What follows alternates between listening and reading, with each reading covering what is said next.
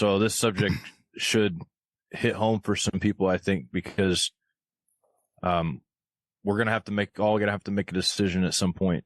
You know, do we stand our ground? Do we fight? Do we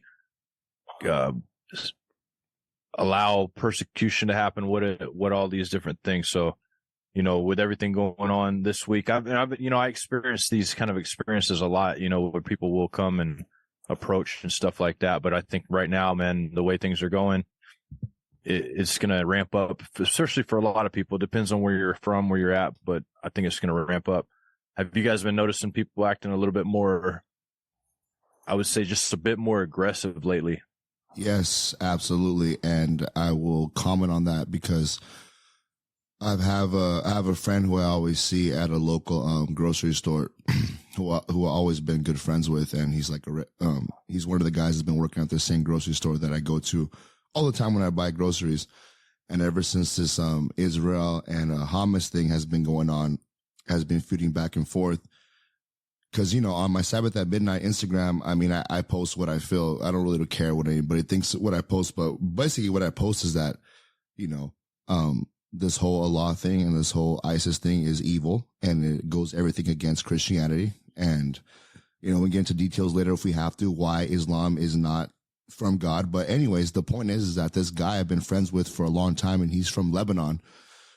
And, I guess he's a Muslim. And ever since that's happened, he follows me on my Instagram and he just treats me a certain different way. And the other day after I left the store, he called me, and he never calls me. And he called me saying, cause when I went into the store, I jokingly said, but I was being serious. I said, "Hey bro, what's up with, Hamas and, Israel? Like, is this going to end anytime soon?" When I meant joking, I mean, like, I wasn't trying to like push it on him, but he would always post about it. But I always wanted to get his, response from it, cause he's supposed to be my friend, right? And he shouldn't be getting mad and upset. But he called me right after I left the store. He's like, "Hey man, with this, he has like a really strong accent, but he basically said, "Hey, like, I don't want you talking about Hamas in front of me anymore. It makes me mad." And I was like, okay, so basically, like, our friendship is like not the same anymore over all this.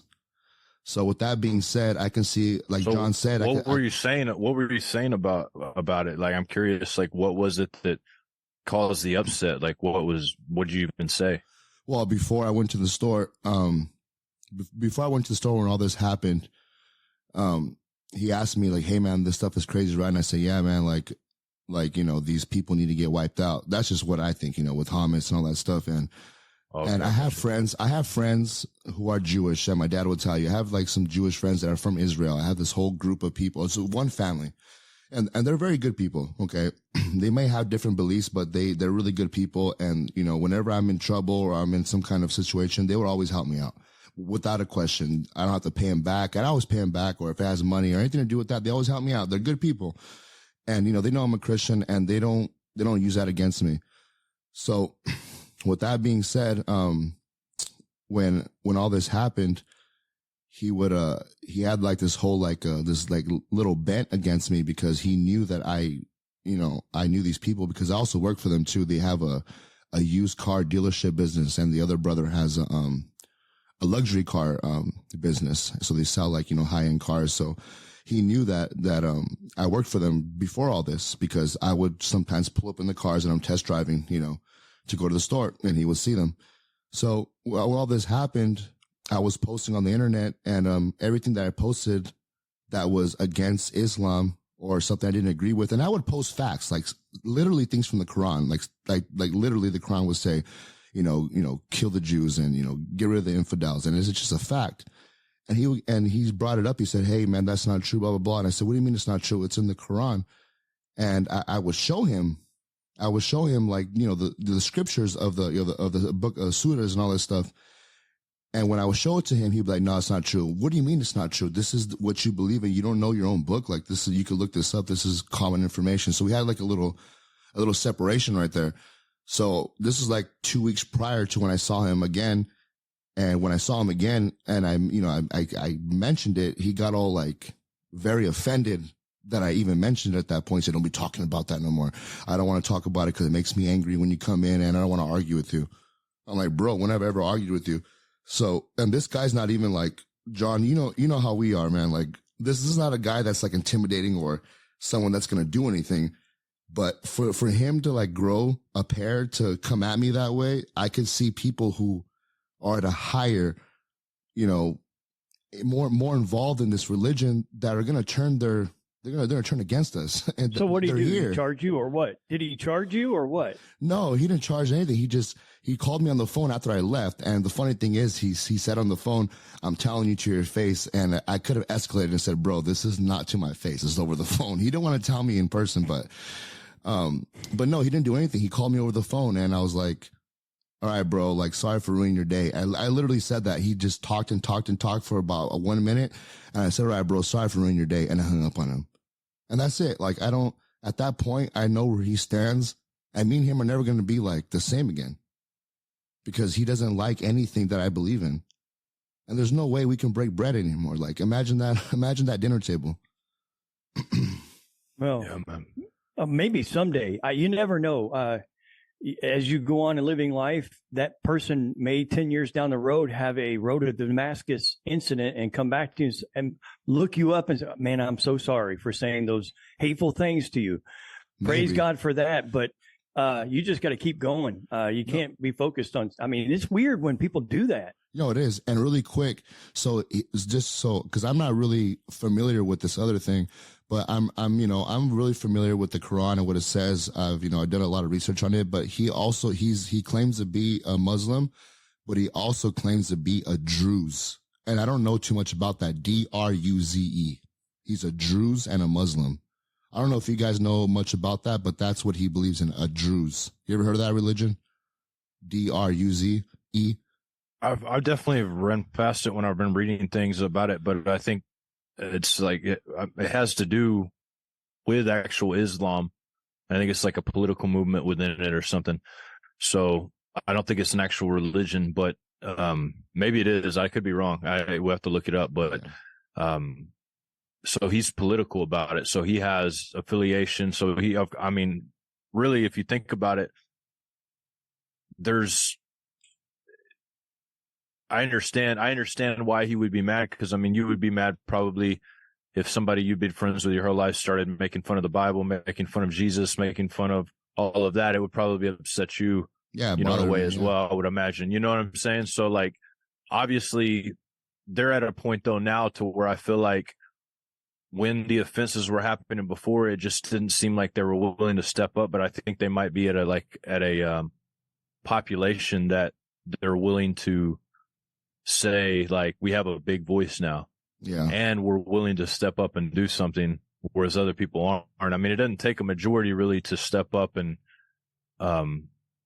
shut people up. It just takes a few people who are willing to do it, and that's something that I do respect about them. And in a way, honestly, I respect that they're willing to stand up and say, look, I don't think that's very cool. Like, King David did the same thing, when the Philistine Goliath was saying that, like, he was like, why aren't you guys doing anything? This dude's cursing our God. And he went up and slew him. So I do respect that in a way. So, but I totally get it. You guys have been friends your whole life, but I can totally see why he would be offended in the same way. It's just, you would probably, were you speaking like this before all that happened, or was this something new, like a new revelation type thing? No, he knew my stance. I have I got a tattoo on my neck about almost 10 years ago of a crucifix. And, I know tattoos are bad, but when he saw my crucifix, he asked me about it, and I told him, I'm a Christian. I believe in, Jesus Christ died. And, I believe in God. I believe in God and Jesus, I believe, who God is, which is Jesus in the Bible. And he knew that, and there was no problem with it. And I knew he was a Muslim. Cool, man. You're a Muslim. Cool. Like, it was never an issue. We never would like debate about it. But ever since this has happened, this whole thing on October 7th, I believe, he's been just very, like pushy. Like, even on my Instagram, when I post something, he would respond all the time. Oh, that's not true. That didn't happen. Oh, that's just fake. Like, everything is fake. Everything that you post is fake. From other people, man.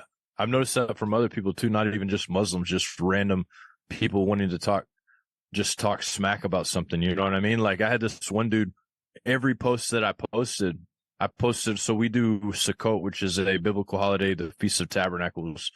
And on the last day is when that attack happened. And I didn't even know about it, but I posted a picture, like, hope everybody had a good Sukkot. And I got attacked by people, man. They're like, not everybody had a good Sokoa. Some people got dragged off and, kidnapped. And I'm like,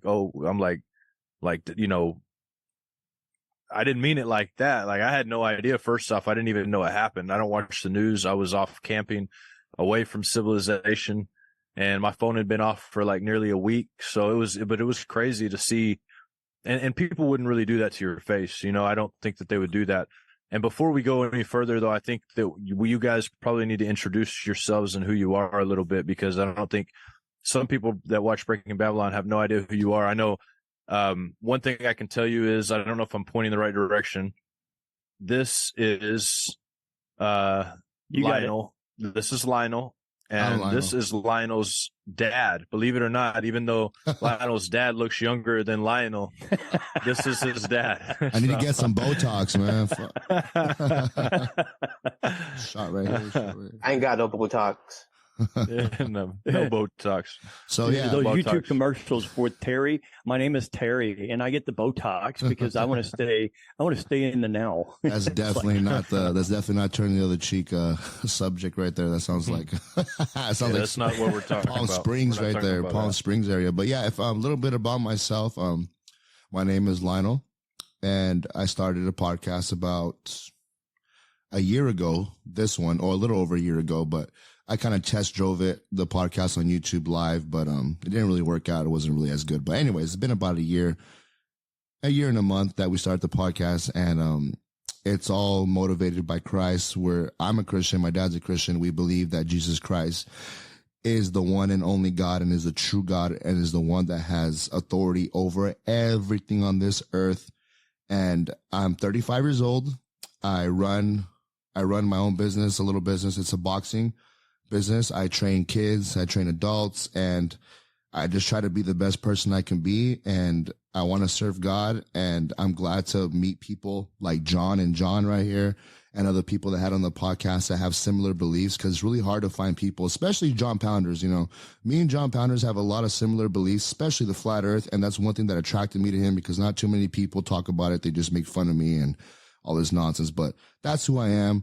I'm an easy guy to get along with. Just don't go behind my back and disrespect me. I'm a very easy person to get along with, and I'm a loving person, and that's about much I can say, unless you guys have anything to note on me, that because you guys know me a little bit, so if I'm wrong, I'm wrong. But you also box. You actually box, and you train people to box. Yes, so I do. That's a cool side hobby there. I try. So what about you, what about you, Dominic?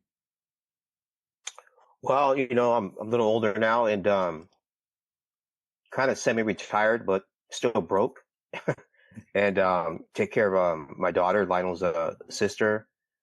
I was one time I was a foreign currency trader. Did that for a little while, and generally was a solar rooftop solar salesman. And Lionel started this idea of doing a podcast. I'm like, okay, well, let's give it a shot at it. So we've been doing it now for a year, and we had several guests on talk about different things, subjects, basically looking into the strange world we live in, the cryptids, the UFO, all through a biblical lens. And some people we've interviewed are not fully on with Christ, but I still have them on because I like to frame my questions where they have to agree that Christ is the God without them realizing what I'm doing. And that's what I like to do. And, I appreciate having you on, John Pounders and John Hall. And it's been great, learning, because this is a learning process. There's always something more to learn as far as the Bible goes and antiquity. It never ends. There's so much to tie in, from the antediluvian age to now to Daniel 2:43, when they come back and they mingle their seed with the seed of man, and it goes on and on and on. And out here in the desert, like I mentioned previously, there's a lot of stuff going on here. There's strange lights. There was a green light up in the mountain the other day. I took a picture of. I couldn't video it because my cell phone camera doesn't have night vision, but it was a green light, and I saw that similar color one night with Lionel and my mother, his grandmother, going to Walmart one night. Same green light showed up on the mountains over here. and Yeah. I got as close as I could to it, but I don't know what it was. And It's kind of so that's that. And I discovered I don't know yet, John. I don't know if it's a handprint or not, but I found something in the mountains out here because this desert was underwater way back all the way to the Wisconsin glaciation, and there's a water line here, and the coral is now fossilized. But whatever put a print on this coral, it was soft at the time, but left a big impression. It's supinated. It's like this. So it's probably unsupinated. It's probably maybe 21 inches long and 9 inches wide. It's a 6-fingered print. So yeah, so I like to explore. I do a little exploring and in my downtime, and mainly just to take care of the family. Well, you guys doing the podcast and all the different topics that you guys do, talk about turning the cheeks. Have you guys run into any issues in that podcast world that you've like, what the heck?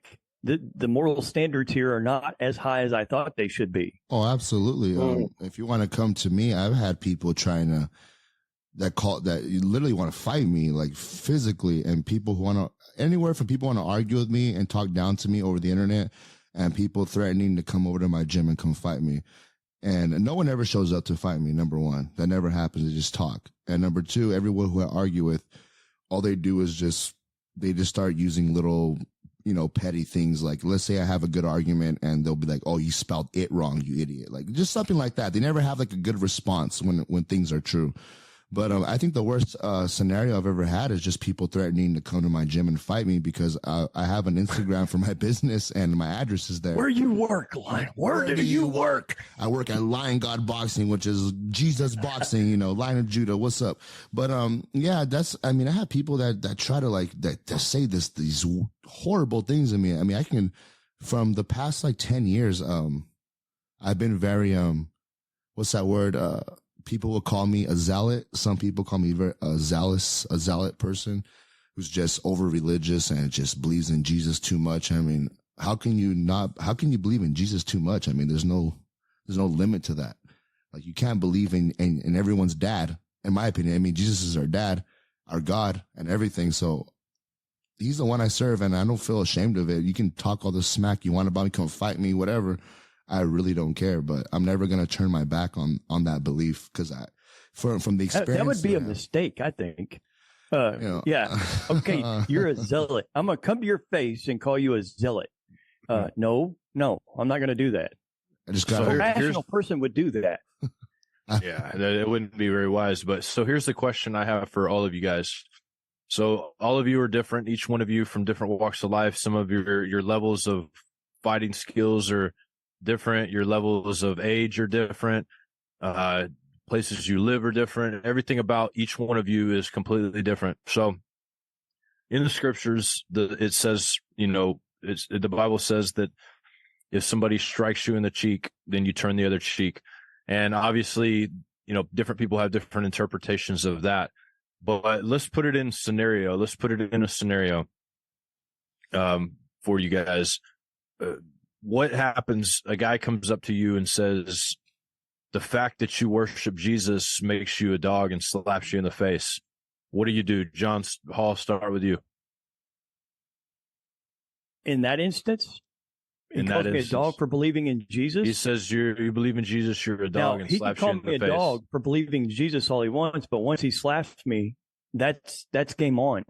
And so what do you do with the verse that says turn the other cheek on that in a situation like that? I take it from wordage, from verbiage. I can take all the verbal punishment, and you've seen me do it before. I can handle, but as soon as you lay your hands on me, it's game on. Now, whether I'm skillful at fighting or not is nobody's business. But I will say I'm not going to put up with being slapped in the face. If you call me names, which you and I and all four of us get quite a bit from the internet. I mean, it's every day. You grow a thick pear and you can turn a cheek on some of this stuff. But when you slap me in the face, game on. Don't do it. I'm just saying, don't do it. Okay, so you're saying you think that when Jesus said that, he was saying it in a different light. In my opinion, yes. Okay.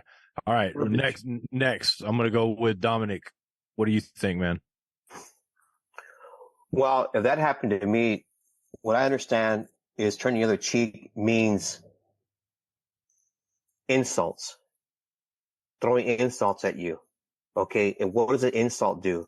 An insult can permeate into your soul, your very being, and it can get you excited to fight. Okay. That's one thing that we all should learn, that we're all going to get chastised. We're all going to get called names. We're going to try to get entrapped into arguments, into physical altercations eventually. Okay. I get that. And I'm with John Hall on that if someone insults me, I mean, I've been assaulted a lot in my life. I say, okay, you want to call me this? You want to call me that? Okay, fine. But as soon as they lay their hand on me, it's over. You know, I'm acting in self-defense now. If someone's going to hit me or push me or something, I'm not going to sit there and literally, because some people actually believe that it means actually slapping the cheek, slapping the other cheek, like someone's going to punch you once and punch you twice, and you're just going to take it. I don't buy into that type of definition of what that scripture means. I take it as meaning as insulting you. Someone's, calls your name, calls you another bad name. Okay, fine. But, once again, you lay your hands on me, then I'm going to defend myself. That's my right. Got you. Okay. What about you, man? What about you, Lionel? I'm interested to hear what you would do, because it would be cool if you had a completely different opinion. We'll see. I doubt it, but let's see. It's a very hard one. Wow, guys, let me just talk a little bit. So, I had a very rough childhood, not with my dad. My dad was a great dad. Just saying, the schools that I went to, and my dad would tell you, I got picked on a lot. I got jumped a lot. Like about 5 times I got jumped by like 5 or 10 kids, stomped out, like beat. And for no reason, like, mind you, let me just give you some information. I didn't lose my virginity until I was like 20. Okay. Meaning I wasn't taking anybody's girlfriend in high school. I wasn't doing anything to upset anybody. People just didn't like me because I was just this guy who believed in Jesus. And it was also a weirdo because I would talk about the UFOs that I saw as a kid. And I grew up on a haunted ranch that traumatized me. So I would talk about it all the time at school. So people made fun of me, pushed me around. The first day of school in high school, I got attacked by a senior and I beat him up, and it was, anyways. So with all this being said, I've had a really rough childhood. So in school. So the first thing I would do in response was I would never pick on anybody. I was the one getting picked on. So I would always, respond back with violence. Whatever you give me, I'll give you back times 10. So, and growing up, I start to realize that's not what you're supposed to do. At this point of age, I give back enough to settle the situation and get this person off of me. I'm not going to go overboard. As a matter of fact, if I knew jujitsu, John, and someone tried to strike me, I would just hold them in a chokehold and call the cops today. But I don't know jujitsu, so now today will be a love tap until you fall down. But my point is that whole verse, it's very hard to interpret, but at the same time, I feel like all of us are born with common sense of what Jesus, what God gave us, Jesus. Like, for example, right from wrong. I mean, do we really need to read the Bible to know that some of these things in life are wrong? Like, you shouldn't be attracted to little kids. You shouldn't be, homosexual. Like, those things are common sense. Like, it's just science. So with that being said, I feel like defending yourself is common sense, but up to an extent. So this whole slap the cheek thing, I read the whole verse and, I read the whole chapter, not just the verse, and it looks like it's interpreted a little different. It's not like literally it's about being insulted. That's the same thing I came across. But, so I had this argument with people before, and someone always says, well, what about the verse in the Bible where, Peter tried to get the sword and Jesus said, you live by the sword, you die by the sword. And that part always gets me. I'm like, well, man, Jesus did say that. So was my interpretation is that, did Jesus say that because he knew he had to be crucified? And he was telling Peter, don't fight.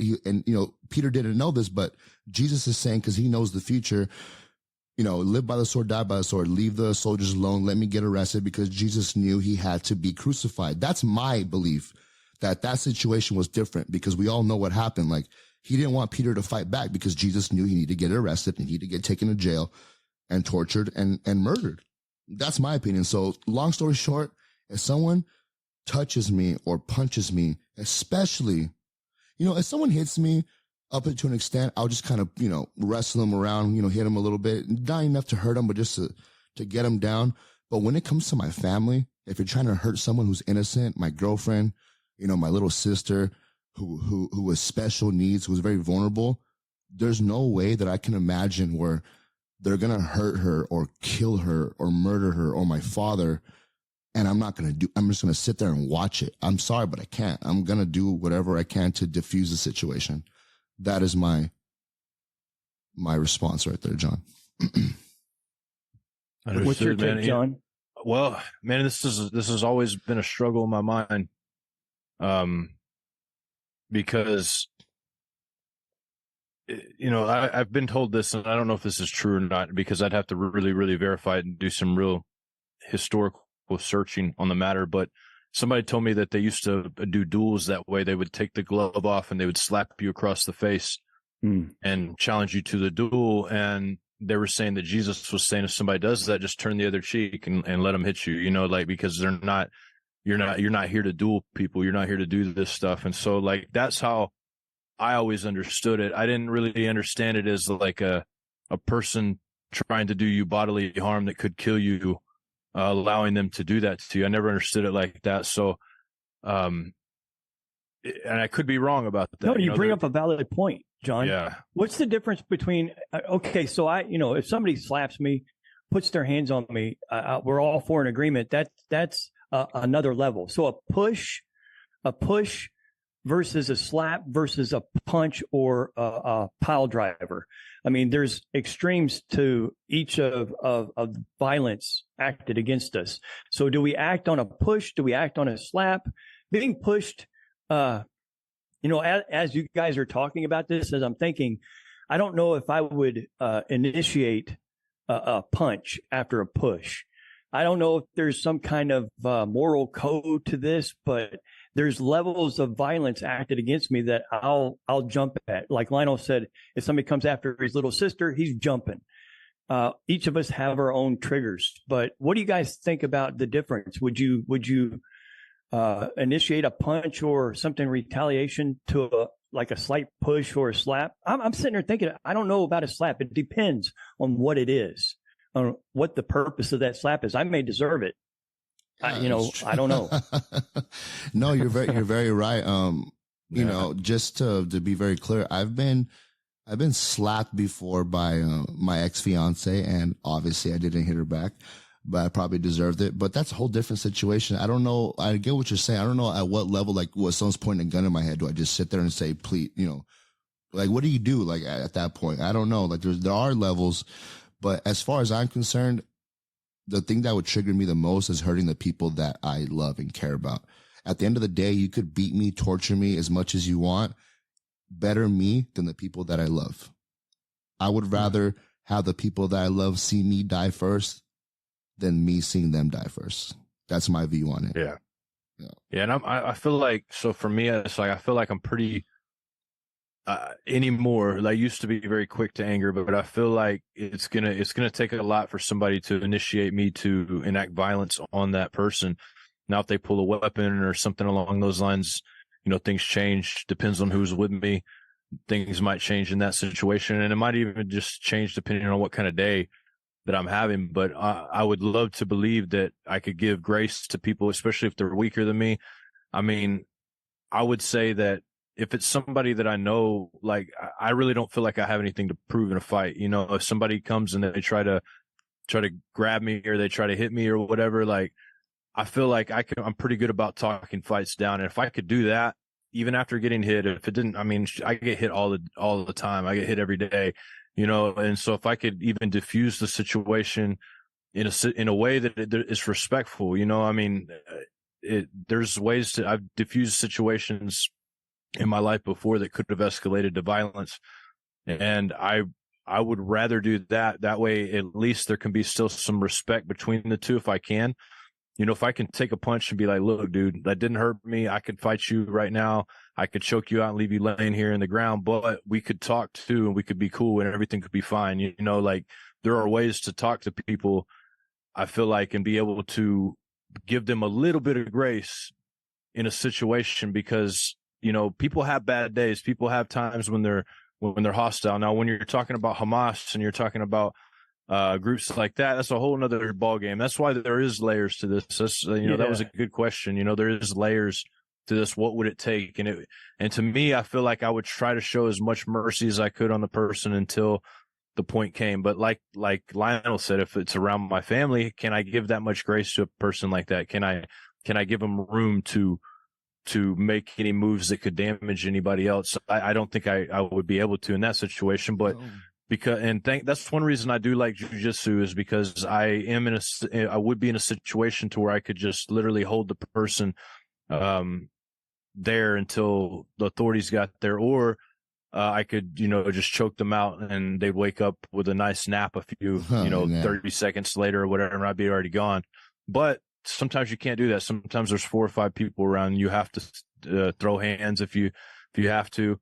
But I always pray about the situations, man. Since I've been a believer, believe it or not, I used to get in fights and stupid stuff all the time.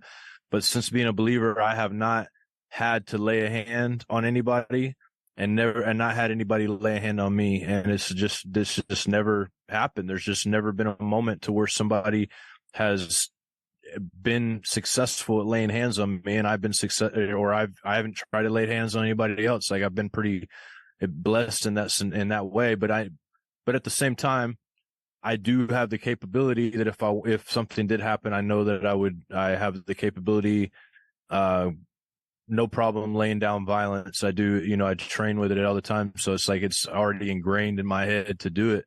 So I don't know, man. I try to give grace because I know that, people are brittle, people are frail. Yeah.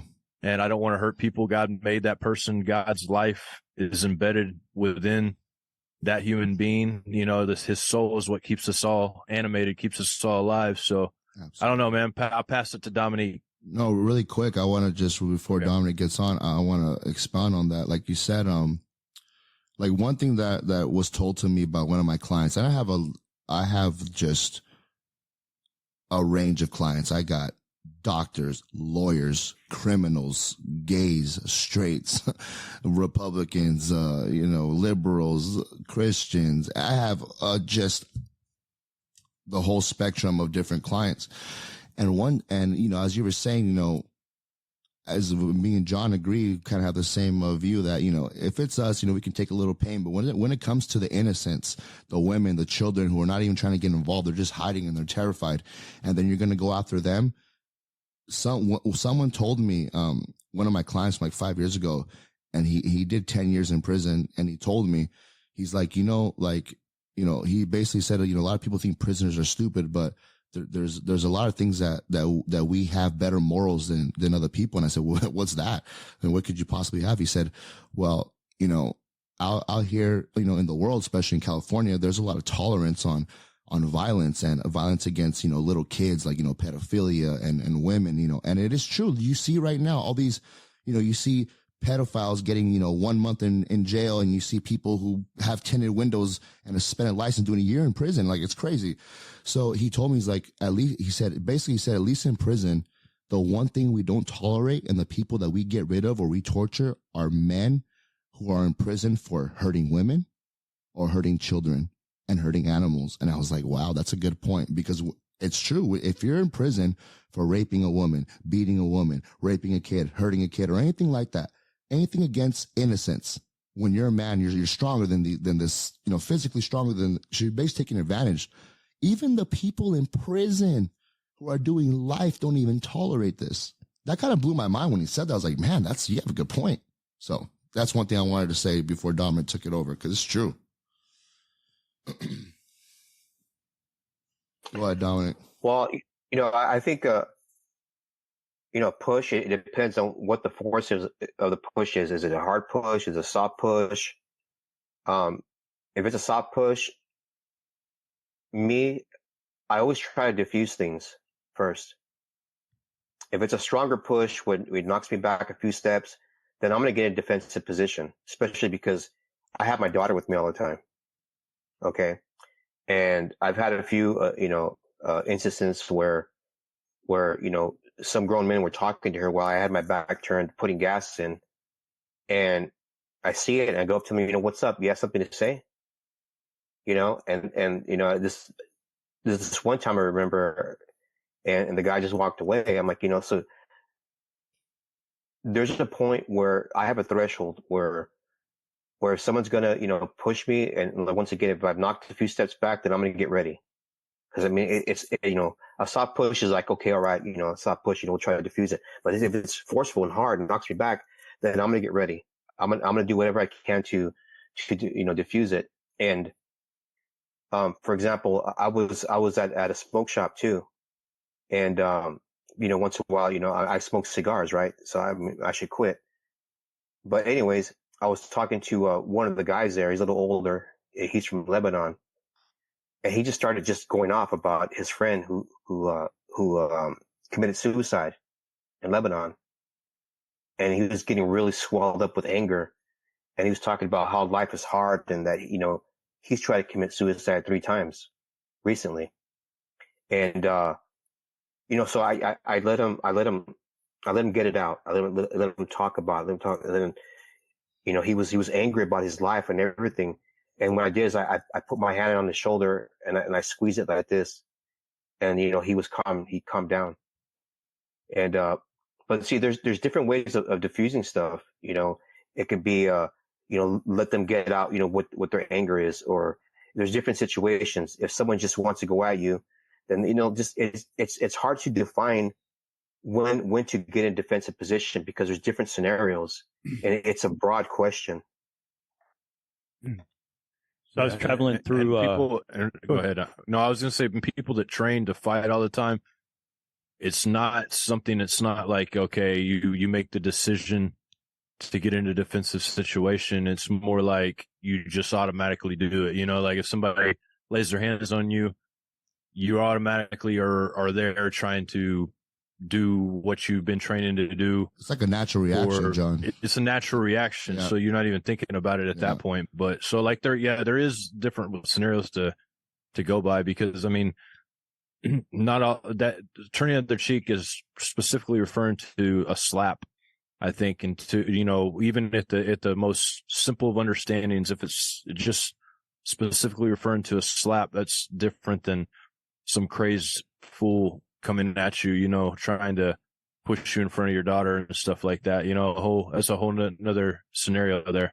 Yeah. Absolutely. Well, in today's society, I was traveling through Kentucky, I head over Paducah last month, and I was at that gas station, that medium gas station that's in the middle of the medium. We've been there before on road trips, and it stopped there. It was like 8 a.m. in the morning, and I was getting my gas, and I practiced situational awareness, and I started that about a year or so ago, about a year ago. And as I'm looking around, I caught at the back of me, this dude come in with blue shorts and a flowery shirt.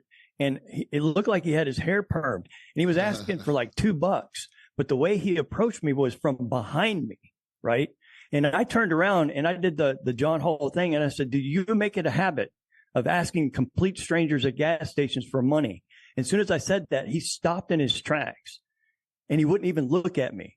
Now, he was a pretty big guy, but me being able to physically contact him with my eyes and say something stern stopped him in his tracks. He moved off the other way. He says, no, I don't make it a habit. And he stormed off.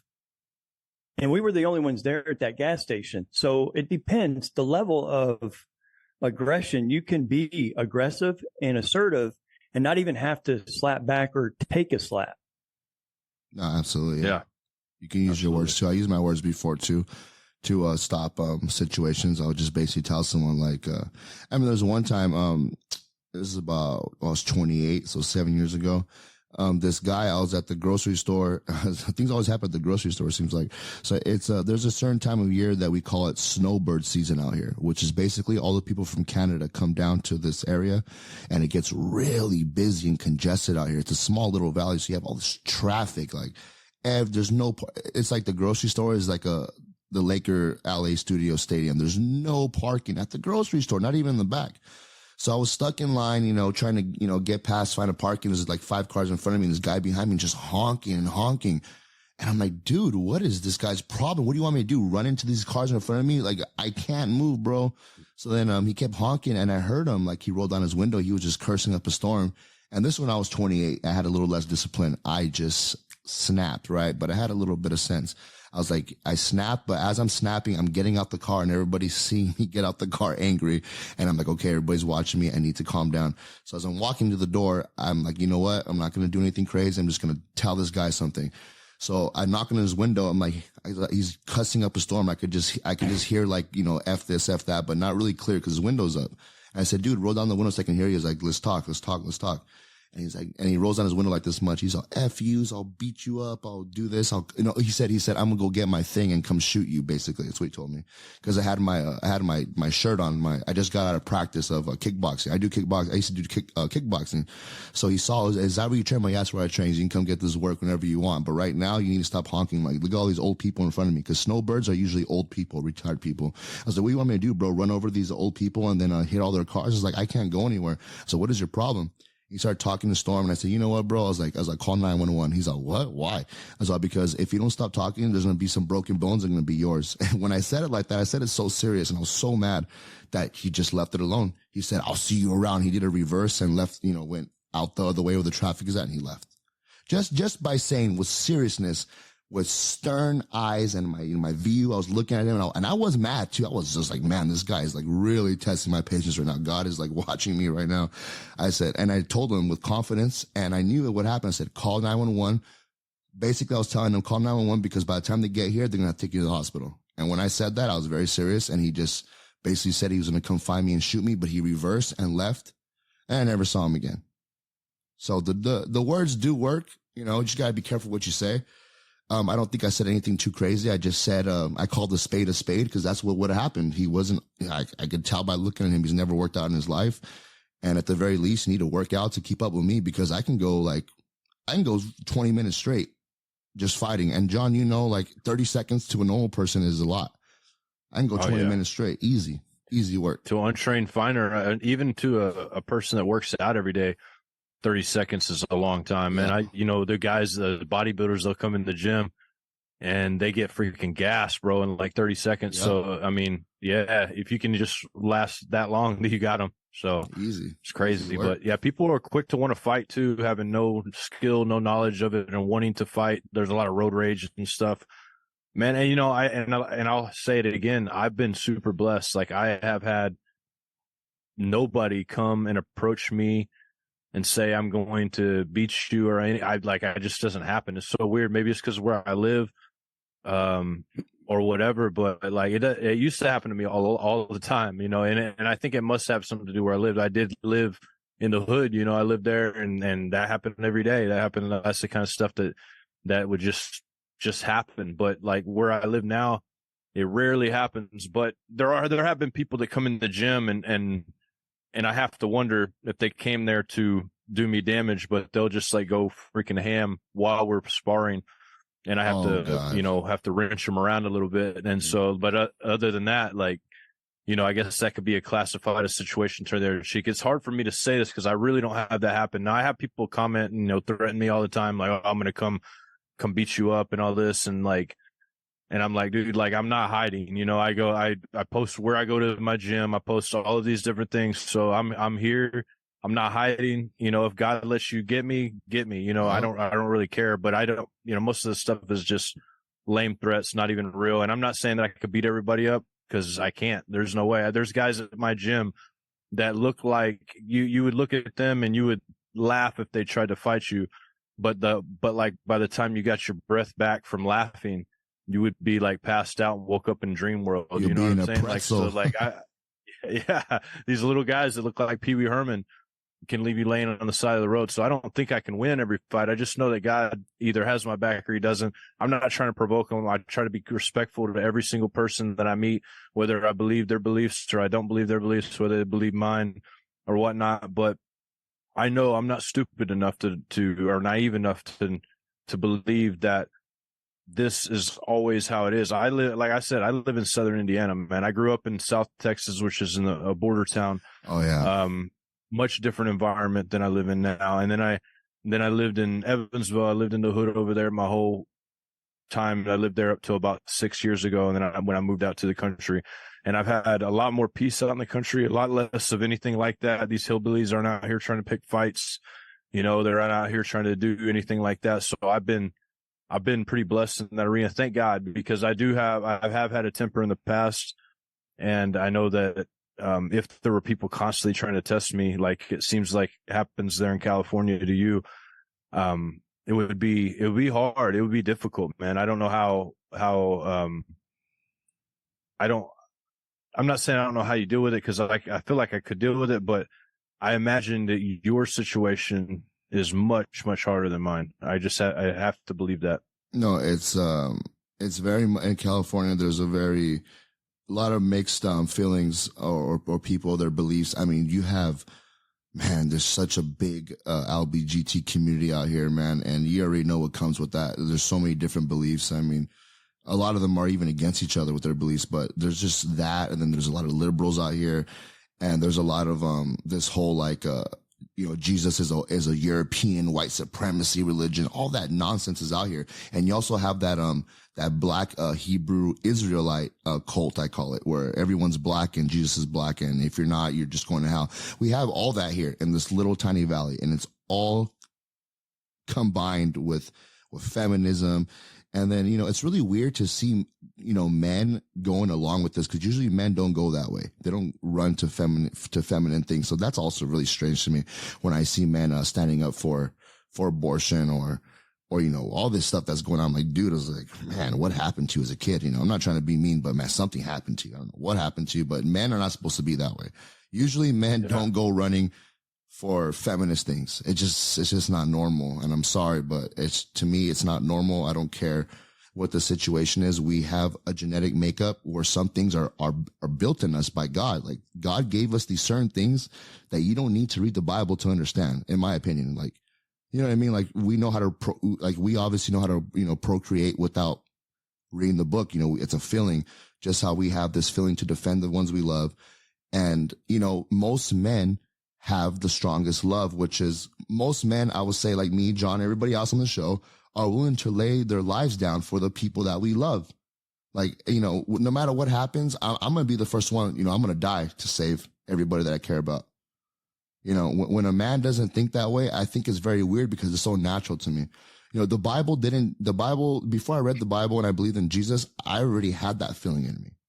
Like, it was already written in my heart that if something were to happen on this ranch, I grew up on a haunted ranch, whatever these things were, these UFOs, these demonic entities, before I knew God, I was willing to lay my life down to save my grandma, my grandpa, and my dad. That's who I lived with on the ranch. And it was written in my heart. So when I see this, when men don't behave that way, I really think there's some kind of demonic oppression, or even, something weird's going on with them, because this is not normal. You know what I mean? So it's got to be something, because it is. That's why it's so, to hear these stories. I remember times like what you guys are describing, because that kind of stuff happened, seriously, almost daily. If I really think about it, I'd be walking to the gas station and some dummy would come by that, trying to test me to see if I was going to give him money or whatever, and then try to rob me. People, that kind of stuff would happen every now and then, almost, I would say not almost daily, but you have that kind of situation, or somebody hollers out the window, flips you off, and throws something at you. You know what I mean? There's always some kind of just stupid, idiotic stuff that, like, nobody should have to deal with, like that. Yeah. That kind of stuff is just so crazy now. I live out here in the country, and like, I can't even imagine people doing that out here. It's just like a whole nother level of disrespect. I guess, a lot of it's kids, and they think it's fun. Like, I remember being a kid there, thinking it was fun to go do something stupid, but either way, like, the level of disrespect in certain areas is hard to ignore. It's really hard to ignore. And I'm sure, like, California, really, really bad out there. What about you, Dominic? You said you're in the desert. So you live in, you said New Mexico, is that right? Really quick, Dominic, while you're talking, I'm going to use the restroom for 30 seconds, but go ahead. I'm just letting you guys know. All right. No, right here in the desert, right here in Oh, California. right there. Oh, you still okay? I thought you Yeah. were saying Yeah. you were saying you lived in New Mexico. So you live in there too. So do you experience like people actually coming and approaching you, trying to be hostile or trying to be an alpha or whatever, whatever you want to call it? I don't know, trying to man up on you. You know, I kind of surround myself in environments where I'm not gonna, that's not gonna come my way. Yeah. But not to say it hasn't. I remember one time at the grocery store, this guy was backing up. I think it was a pickup truck, and my daughter does this to him, and hey, and the guy rolls his window down. He started cussing. He says, you effing little girl, you shouldn't be flipping people off. I said, whoa, whoa, whoa. I said, stood up in front of my daughter. I said, you know what, dude? I said, first of all, she didn't flip you off. Second of all, you don't talk to my daughter this way. And he started calling me all kinds of names and, all kinds of racial slurs and all this stuff. And he says, dude, you beat me up. And that's the last time I lost it. I said, dude, come on right now. I said, come on, let's do it right here in the parking lot right now. The store manager's out there, he was watching everything. And I kept yelling, I go, come on, let's go, man. Let's go. And the guy didn't, he took off. But there's people like that will out here that they will test you. They will test you that way. They will push you. And a lot of it is a false pretense. They want to act like they're macho, but when you confront that, they'll back off. They'll back away. Oh yeah, 100%. But there's also the other end of that though. You got to be super careful because people get shot. Oh, by exactly. Crazy jerks like that, and honestly, in my thought of this whole thing, because I have people do that to me, that kind of stuff does happen where people flip me off or whatever. And honestly, dude, like, and even if they yell at one of my kids or whatnot, like, I try to just roll up the window and just be like, you know what, like, this person's got some problems, but I don't want to get shot today. That literally happens almost on a weekly basis around in these areas, like somebody gets shot for just speaking up or defending themselves in a situation or whatever, you know what I mean? Like, so you got to be careful in those kind of situations, Dominique, man. Yeah. Those people do literally get killed.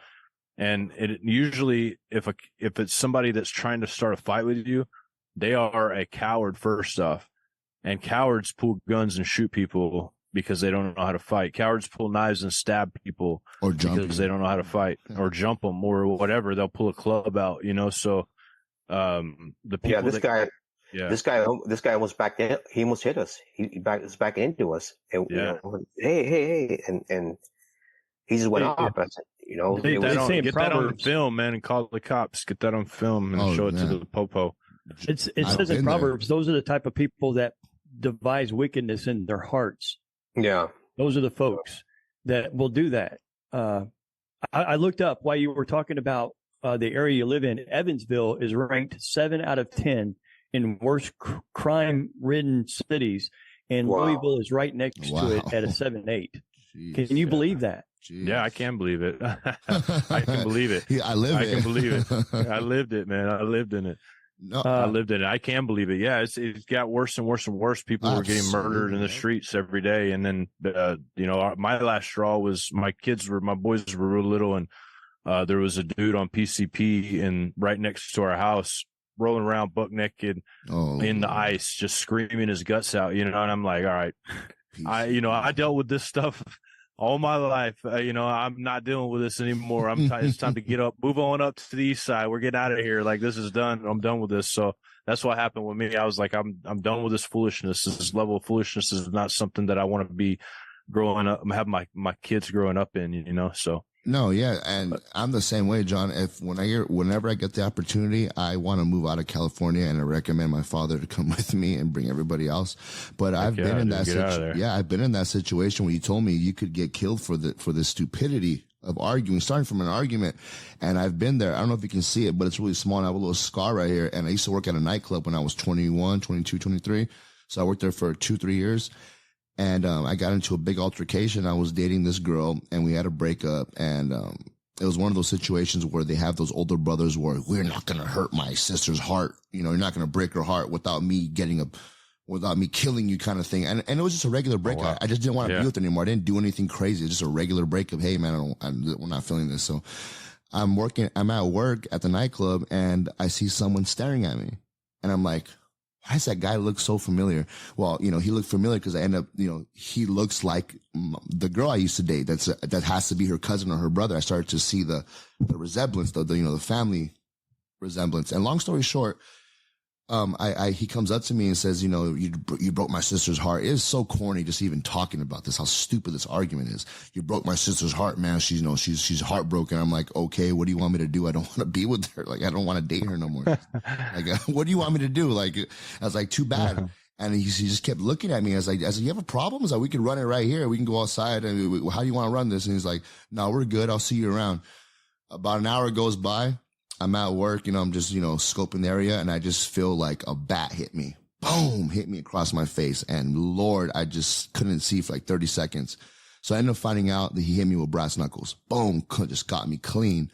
And my face, I just saw blood over here just dripping down. And I guess, I have an old picture I was sending to you. My skin was hanging. I don't know how it healed so good, but literally half my face was hanging down.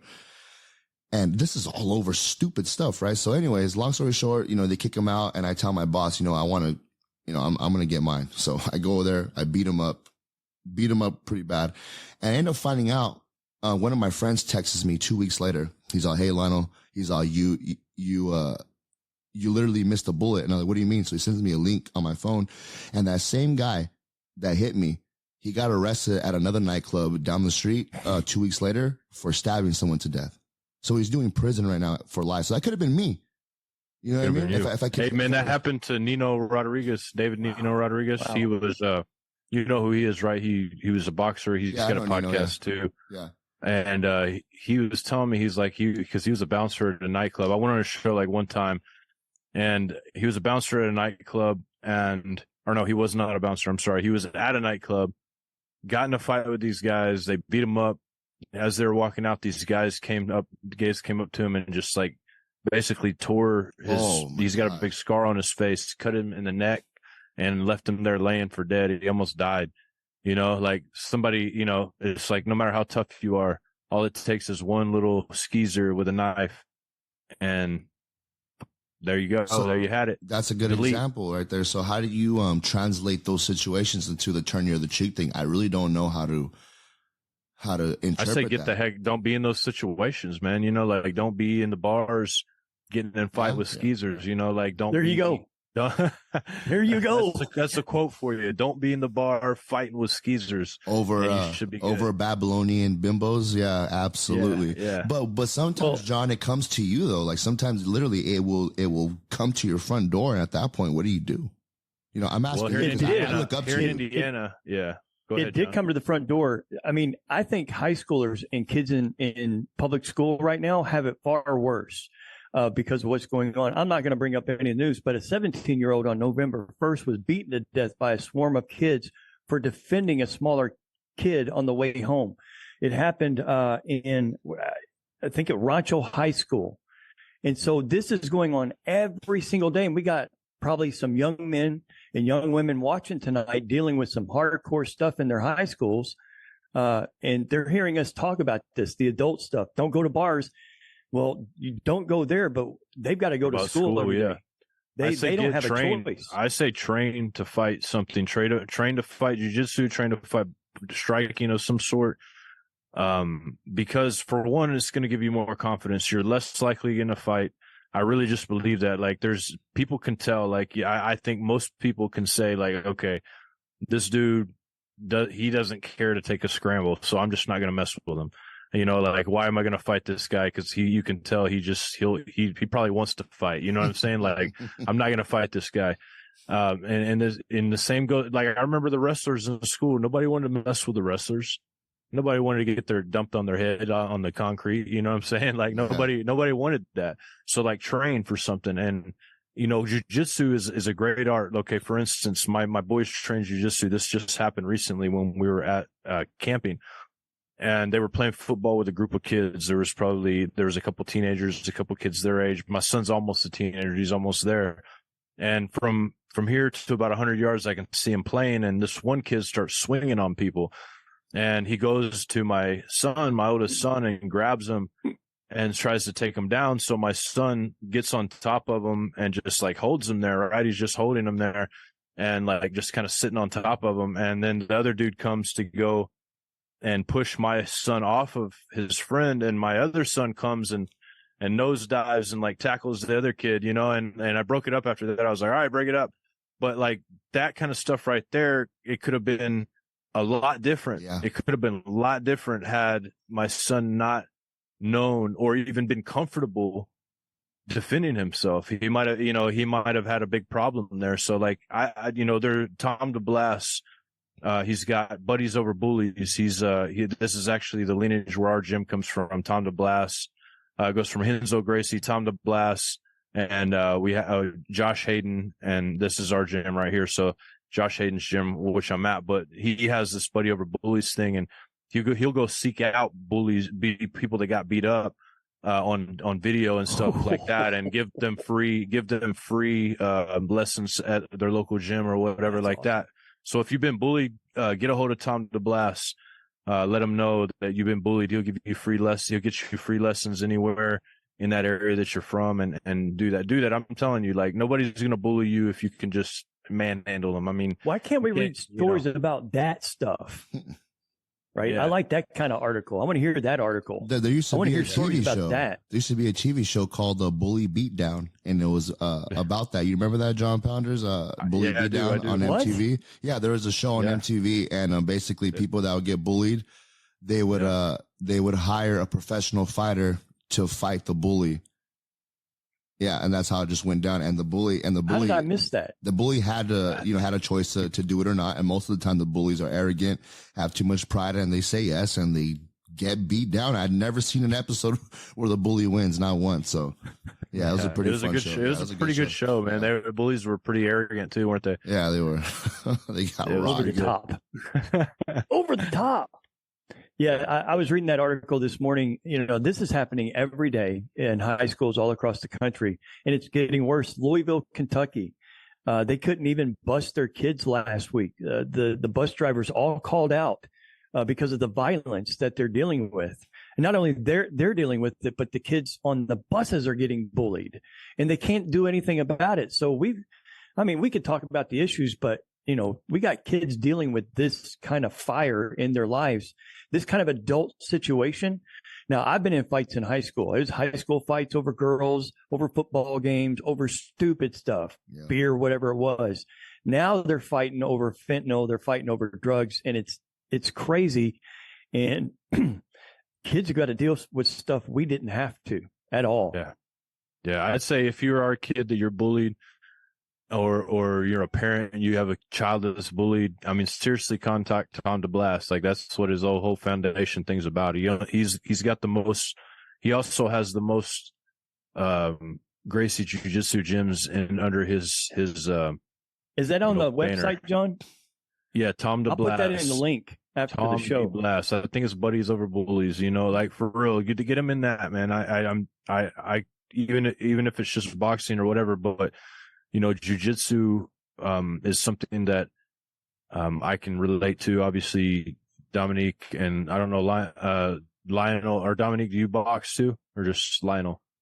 No, just him, man. I'm beyond that. My dad's more of a pick up a weapon and do whatever. Pull you the gun do. On you, shoot you. Hey, whatever happens. But I understand. You get to the age of 55, I'm going to end it quickly as fast as I can. I'm not going to run. If it's you mentioned something earlier, you guys up top there, the level of violence. We were talking about slapping and pushing, and how far it would take for you guys to pull the trigger. Like, it depends on the situation, right? Yes, absolutely. But if we're talking about a matter of fact, we're in imminent danger.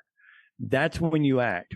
That's when we're called to act. There's a lot of discussion in the chat room about what we were talking about earlier. And I wanted to bring it back around to that because somebody says, Jesus would have never slapped or hit anybody. And we deal with that. But at the same time, what do you guys think about the levels of violence as far as that goes? Well, I think I would much rather never have to be violent. If I could never be violent, that would be great. And And honestly, as a believer so far, I haven't had to be. Thank God. Is that because of your guys' training? No, I think it's because of where I live, man. Honestly, I think a lot of it has to do with where I live and the situations. That will help. My life's very simple. My life's super simple. I go to the gym, I work, I spend time with my family, and that's about the extent of it. Yeah, I go out sometimes to like a restaurant. Maybe my family and me will go out to eat once a month. It's not very fun to go out to eat with 4 little kids, trust me. So we don't go out to eat that often either. So it is entertaining. Yeah, and I think a lot of it just has to do with where we're located in this area. I mean, the people out here, John, you know, you've been out here. The people out here are golden, man. You know. Well, I get it. But when I'm looking at you guys up there, and I know your training backgrounds, and so does our audience. And so my question is, and I got to clarify it is, before you guys said it was a fight all the time in your youth. Now that you're training, now that you know the danger that you can cause somebody, the harm, you're less likely to pull that trigger now than somebody that's not trained and buck wild, coming at you buck wild and wanting to fight you swinging wild and not trained. So do you think it's because of the training? Also, your faith applies big, but is it because of the training? I don't want to pull that trigger. I'm going to hurt this person if I literally have to. Yeah. That's how you're thinking now. Absolutely. That's what I'm asking. Yeah. Absolutely. Now, what's that whole, that line? It's, a dangerous man is a peaceful man, or a man that knows how to fight is a peaceful man. And that is true, because before I knew how to fight, I would be more like, scared, I would get more paranoid. Oh, that guy's looking at me. He probably wants to jump me or beat me up, because I had already been through it. But once I learned how to fight, I'm like, everything just becomes easier. All I got to do is make sure no one gets behind me, and I'm good. I don't care how loud someone gets. As long as you don't put your hands on me, it's a whole different story. But you start to get this confidence, like, man, this guy right here is acting like a fool. As long as he don't touch me, we're good. But because you know that you're going to destroy this guy if you wanted to. And if it does come down to it, you know how to handle the situation without hurting the person. Instead of not, people that don't know how to fight, it can go any way. I mean, you could pick up a chair and hit somebody and possibly kill them and go to prison. You could do so many things now when you don't know how to fight. But now that I know how to fight, I'll give them a little liver shot, hook to the body, and that's not going to hurt. It's just going to go down for 30 seconds. But hey, that's enough time for me to hold them down, call the cops, whatever, we're out in public. I can't imagine this, happening at my house. I'm assuming this is going to be in public where most things happen. And, and that would be the situation. But like John said, it's the area you live in.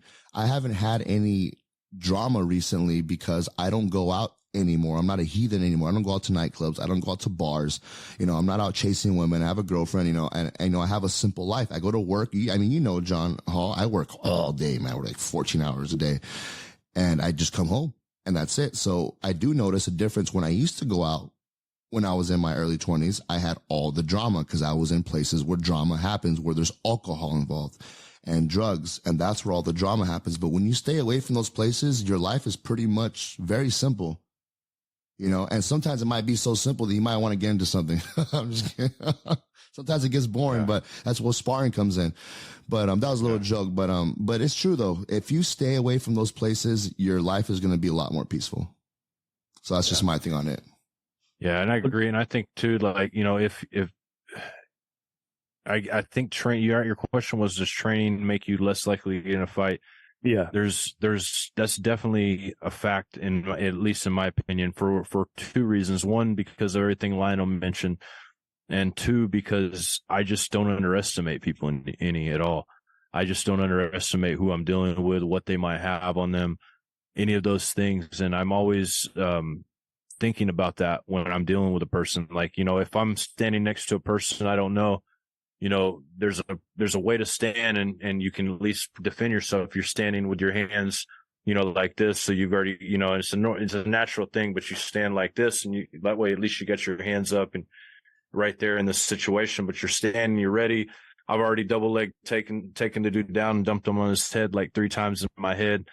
And I'm thinking about this as I'm, like he's talking about, like if this guy pops off this and that, but like in my head, even if the person's not hostile, in my head, I'm thinking, what am I going to do if this guy does this? Because you just don't know what you're dealing with. I remember when I was doing the training for to train people for pistol training when we were giving the lessons for, range lessons and teaching people pistol safety and all of those different things. I had to watch videos of situations, and there was a situation where an officer was speaking to a guy, and the guy, to me, like body language wise, like I could see after watching it a couple of times, I could see where there was a little bit of like, okay, there's a body language issue going on here. But had I been that police officer, I wouldn't have been able to see it from a bird's eye view. This guy, like, he's talking, the police officer's talking, he's got his hands in his pocket, talking to this guy. This guy pulls out a knife and just freaking guts him right there and just keeps stabbing him right there in the chest cavity and kills him right there on the spot. Never suspected it coming. So, I never underestimate people. So I'm always trying to stay a distance from people. I treat people almost like, John, you can probably relate this, but how maybe a nurse might treat a patient, or how, like, okay, guy. That's why we get along so well.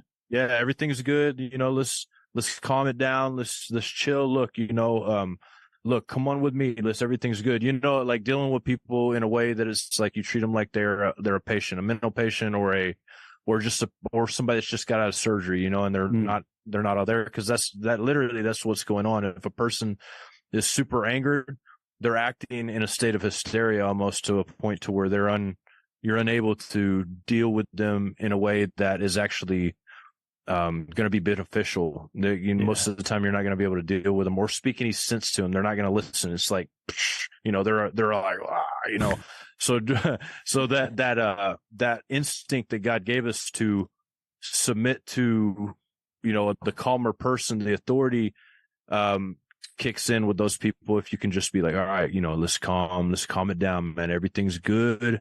We're all good here. You can do that kind of stuff, but never underestimate somebody. I've learned that. I've seen, like I said, I've seen guys that you would never imagine the kind of damage that they can do to you.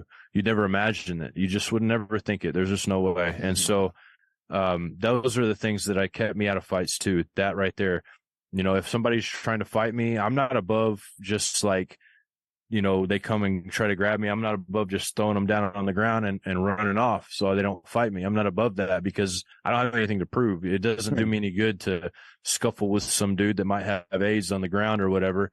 It doesn't do me any good at all. So I'll try to like deflect and take off running. So wait, I got to put my gloves on. Yeah. Let me put my gloves on. Let me take my earrings off. But like we've all said, if my kids are there, whole different story, man. I'm going to tell the dude, get the heck out of here right now. I'm not going to warn you more than once, leave, and then it's going to be whatever.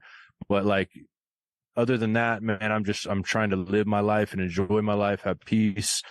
And when somebody encroaches that, I give them a little bit of grace. But when it comes to, allowing someone to enact violence on innocent people or anything like that, I'm not down with that. I don't think that I'm going to tolerate that in my presence. Now, I would give people more mercy if it was just me. I would just give them more mercy because I honestly don't care. Like, I know that I'd be better off in heaven, but at the same time, like I want to stay here for the people that love me. But, and it just depends on the day with me. You might catch me one day where I'm ready to be a martyr. And then the next day you might catch me where I woke up with my stomach hurt because I ate too much spicy stuff and I'm just in a bad mood and I might just destroy your bones, so who knows? That's not good, but it's true. Me and Madonna can relate. We got really bad heartburn issues, so we can relate on those days. But I wanted to say Mama Bear doesn't have the cubs with him, so he's off the chisness because he ate some spicy food. I was going to say, Pounders, have you ever noticed ever since you started training that when you go to restaurants or anywhere where you're sitting down and you have to sit down at a place, which is usually a restaurant, do you try to sit at a table where your back is up against the wall because you want to see everybody in front of you?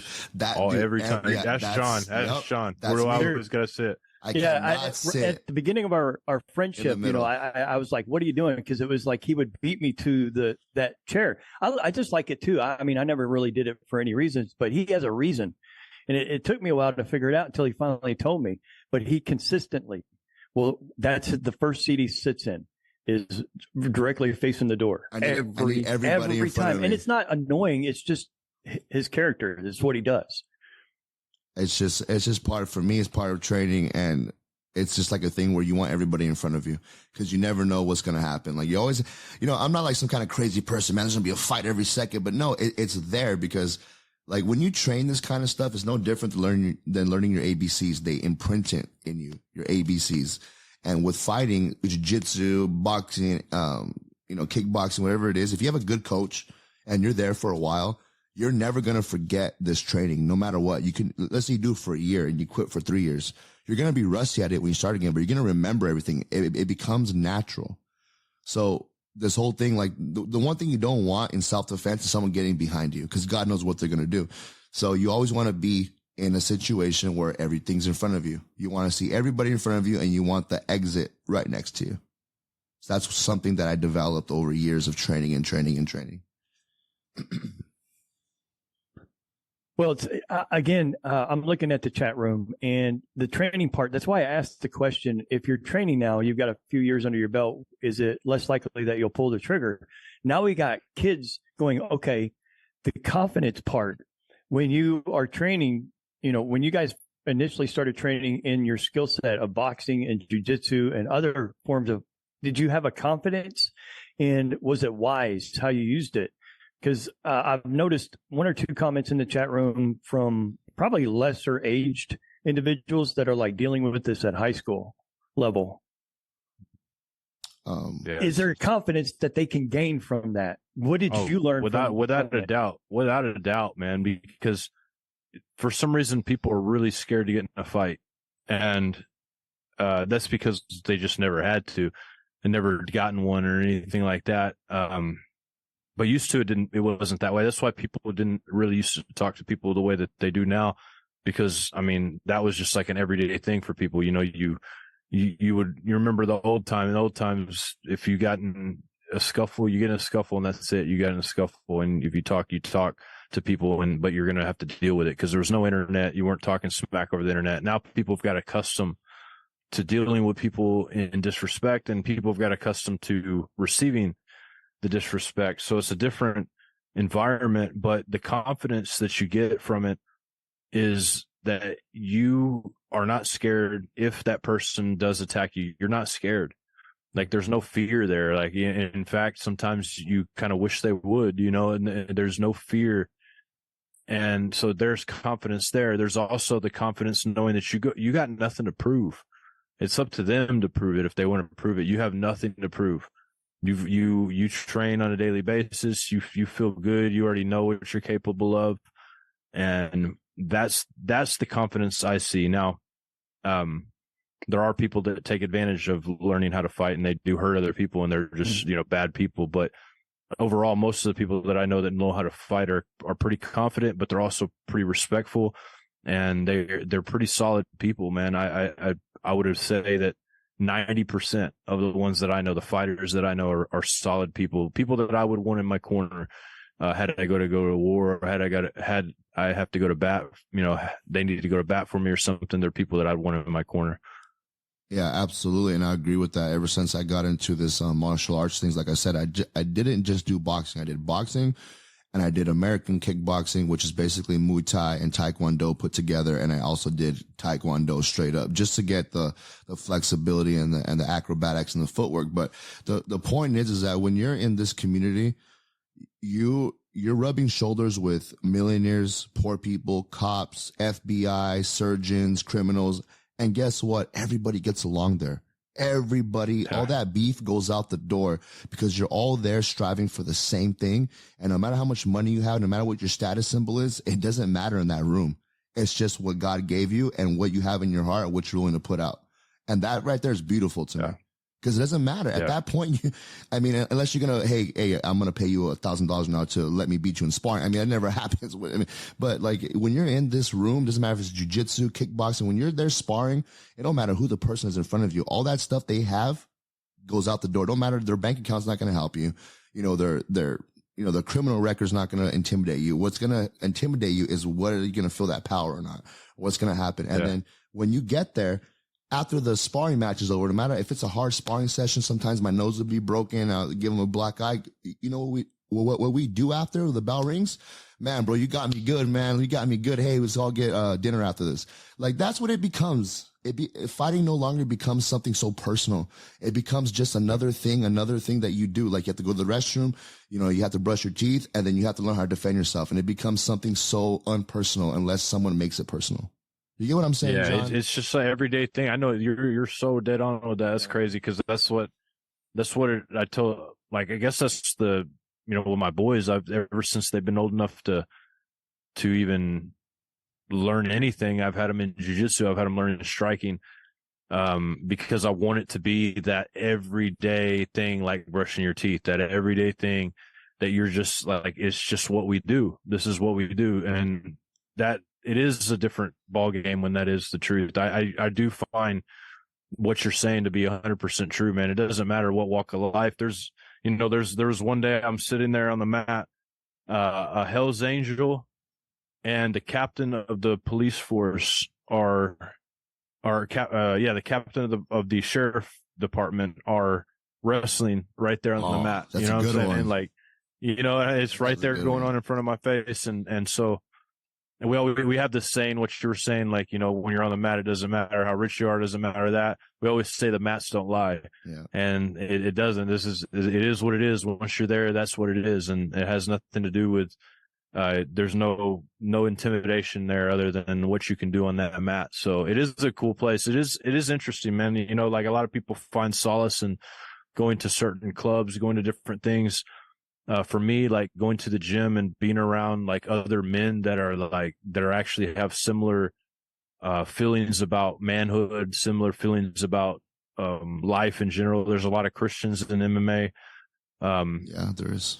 You know, it's really cool. I think I do suggest it to, you know, I don't suggest all forms of martial arts. There are some that are stupid and some that are hokey, some that have like spiritual things, but what about Steven Seagal? Aikido. What do you think about that? Like, I don't know, man. That's one of my Steven dad's Seagal, favorite actors. My dad loves Steven Seagal. I mean, he used to show me his movies. But, you know, he was cool in the movies, but, you know, after I seen, you know, what the real deal looks like, all this stuff right here, and, you know, anyone would tell you all this stuff could easily get stopped with a straight jab.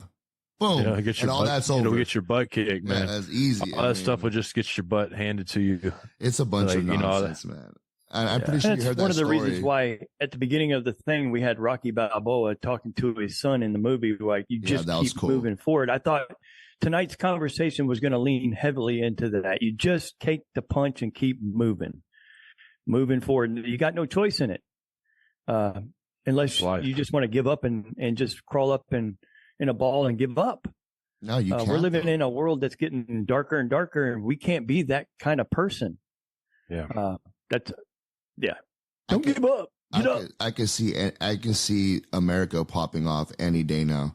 Like, it's getting closer, and I predicted this years ago, and I hope I'm not right, but I'm probably going to be right, that when the elections happen, the elections are coming. It doesn't matter if it's a liberal president that wins, the Republicans are going to erupt. And if it's vice versa, they're going to erupt. Either way, if one side doesn't get their way with this next presidency, there's going to be civil war on some level. Did you see what Axelrod came? I don't know if you know who Axelrod is. He's Obama's right-hand man. No, I don't know. He came out today and said, Joe Biden, and literally on CNN, Joe Biden's 80 years old, and we don't see him winning. And the next thing I see is Gavin Newsom and Michelle Obama running on the ticket. Michael Obama. And then it's going to erupt. No, and that division is going to end up in every town and city. Well, you didn't see how they did that protest, like, what, a couple of days ago, maybe a week ago at the most, where they're putting the Palestine flags all over the DC stuff, the statues of Washington and Abraham Lincoln. I mean, this stuff, it's so crazy to me how easy it happens, how fast it happens. They could put anything on the news, and whatever it is, you'll see it overtaking within a week. And I don't understand how it's so easy now.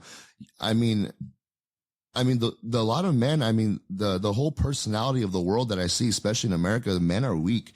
They're not willing to stand up for anything. And people are probably going to say, well, I'm not doing anything. Well, man, cause I don't have the money to fly to DC and do it, or else I would. If I can be everywhere at once, I would, but I can't. But if it was happening in my neighborhood, I'm going to be there, preaching the word and saying, hey, man, this is not how it goes down, and whatever happens, happens. But it doesn't happen out here. We're in a small valley. I mean, I think we have, I mean, Dominic, what is the biggest thing that's happened out here as far as this stuff gone? I mean, maybe the COVID stuff that happened, but nothing really big happens out here. It's mostly just individuals running their mouth. Right, Dominic? I mean, there's not too many big things that happen out here.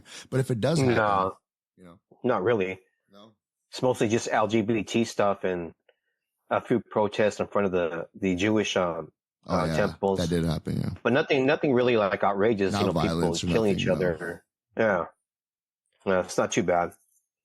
Well, they did. I thought they were going to tear the gates down at the White House, and we had January 6th, which we got to be very careful on YouTube talking about on Yahtzeyville happening. But the QAnon guy, the shaman, did you guys see that? The shaman who got arrested, he's running for Senate. The one with he's the running for the thing? Senate. With the hat? Yeah, the big it's bull Circus Town in Washington, D.C. Wow. But you mentioned the Palestinian riots around the White House, whole lot different the way it was treated than we saw 4 years ago.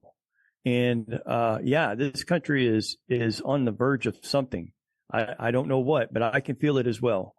No, I wish people would put all that energy into like supporting. There literally are Christian organizations within Palestine. You know, there's Christian hospitals that are reaching people for the Messiah there in Palestine. There's people doing the same thing in Israel. And if they would just focus their energy on that, I feel like it would stop so much of this stuff. There would, if people were turning to the Messiah versus turning to war and hatred, it would change things. But people won't do that. They would rather send money off to who knows where or what, or go see this or that, or go on vacation here or there. But man, I'm not saying that I'm not saying individuals should just go out there and randomly send money to Pakistan, but our country spends billions of dollars to aid these places. Can you imagine if billions of dollars were spent to actually evangelize in some of these little areas? Can you imagine that? Like that would change the world, everything. man. That would change the world. And everything. It would change everything. Yeah, absolutely. And really quick, I want to run this by everybody right here, all three of you. What do you guys think about when people say, so my argument is always going back to defending yourself. When people would bring up the verse, well, Jesus said, turn the other cheek. Well, I always bring up the past. Okay, well, David didn't just pray away Goliath. He had to pick up the stone, hit him in the head, and decapitate him. He had to put action with the prayer. And then you have Moses that fought King Og of Bashan, I believe, and killed him, or some kind of giant Moses. And on it goes. We have these battles, these big battles, and the response is always, that's Old Testament. Is that true? Like, I'm always willing to learn. Like, I'm learning right now. And you, all three of you have way more knowledge than I do. But like, I want your guys' feedback on it. And I want to know if that did it change? I mean, what happened in those wars, is it no longer valid because Jesus said that? I mean, how does that work? Because I always tell them, well, the Old Testament also have the 10 Commandments. Are we going to throw that away too? I mean, how does that all work? Because I feel like people pick and choose what they want to have in the Old Testament that's no longer valid in the New Testament, and vice versa. I'll start with John Pounders. What do you think about that? So there's a time and a place for everything. I believe that. Obviously, it says that in the Bible, but also we live in a kind of a different society than what David lived in. David lived in a kingship of Israel. Same on the other. They had their own military. They had their own cities, basically millions of people. Even Moses, there was millions of Hebrews out there in the wilderness. And so they had their own judicial system. They had their own rulers. They had their own captains of the military, or they were ordained by the king to go fight. Whereas we live in a time similar to Jesus, where Roman authority had taken control of the land of Israel. The Roman authority had taken control of Jerusalem. And so even the simple things like paying taxes, Jesus made it clear, they came to get taxes, and he pulled a fish out of the water and pulled a coin out of the fish and handed it to him. And he said, render unto Caesar's that which is Caesar's. He asked them whose face was on it, and they said Caesar's. And he said, render it unto them. There are certain things that we have to operate within the system that we've been put into. So right now we're in America. we are not operating at a level of general, at a level of judge, at a level of soldier, when it comes to physically being under the jurisdiction of any kind of command that is associated with God. And so things have changed in that way. Now, the Bible does say that one day will be this battle axe. And so the times shift, times change. And based on that is based on what laws we follow. Just like, during the Levitical laws, when that was when there were actually a high priest and there were Levitical priesthood and a temple for people to actually follow those laws. If you don't have any of that, the Bible actually says not to do any of them because you can't, you don't have the Levite, or you don't have the high priest there to make those things happen. So you can't even do them. And if you don't have a nation, you can't follow the war laws, the nation laws, and all of those different things. So yeah, it is different in that way. Plus we have, the kingdom of God is being built spiritually within this world. Jesus said, my kingdom's not of this world. If it were, I would come with angels and swords and I would take it by force. I would take every bit of it. But it's not for that. I came here to die, to be the firstborn among the dead, because we all do have to die one way or another. Whether we want to defend ourselves another year, another day, we all have to go down and we all have to make that journey back and be born again of spirit in order to live eternally, and be transfigured. So eventually we have to die anyway. But that's the thing that changed. First off, there's the high priest is different. The high priest before was a man that would have to go into the Holy of Holies, make atonement for everybody one time a year. Now, according to the book of Hebrews, Jesus is the high priest. He is in the heavenly Holy of Holies. We are the priesthood here on earth, and we make sacrifices, spiritual sacrifices to him. And the Levite's job was always to serve the people. And so our job is to serve the people and to serve the king. And we aren't here to fight and take anything by fighting or anything like that. Not right now. The time may come to where that all changes. But right now, we're in a time where we are supposed to actually be just giving the gospel to people, showing love, and trying to be the sheep that it talks about. And there's a scripture, I think it's Matthew 24, where he says, I'll separate the sheep from the goats, and the goats will be on my left, the sheep will be on my right. And the ones on the right, I'll tell them, well done, thou good and faithful servant. You clothed me when I needed clothes. You gave me bread when I needed food. You visited me in jail. You did all these things. And they're going to say, when did we do those things for you? And he's going to say, when you've done to the least of these, you've done unto me. And so this is our spiritual journey, is to do unto the least of these so we can do for God. The other ones said, we've cast the devils out in your name. We've done all these different things. And he's going to say, depart from me, I never knew you, because they didn't do those things. They weren't out there trying to actually be the hands of the feet of God. You see, like, we're here to pour out what God's given us here on earth. And that doesn't include maybe spilling blood right now. That includes us going out there, spreading the gospel, because look, anybody can change. Anybody can have a revelation and their life can be completely shifted. My life was completely shifted.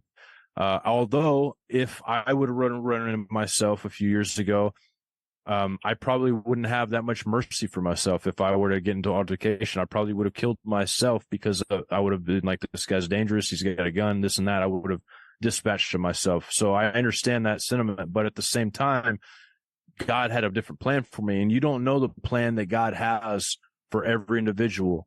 Yeah. Also, David wasn't even allowed to build a temple because he did shed blood. What does that mean in today's world?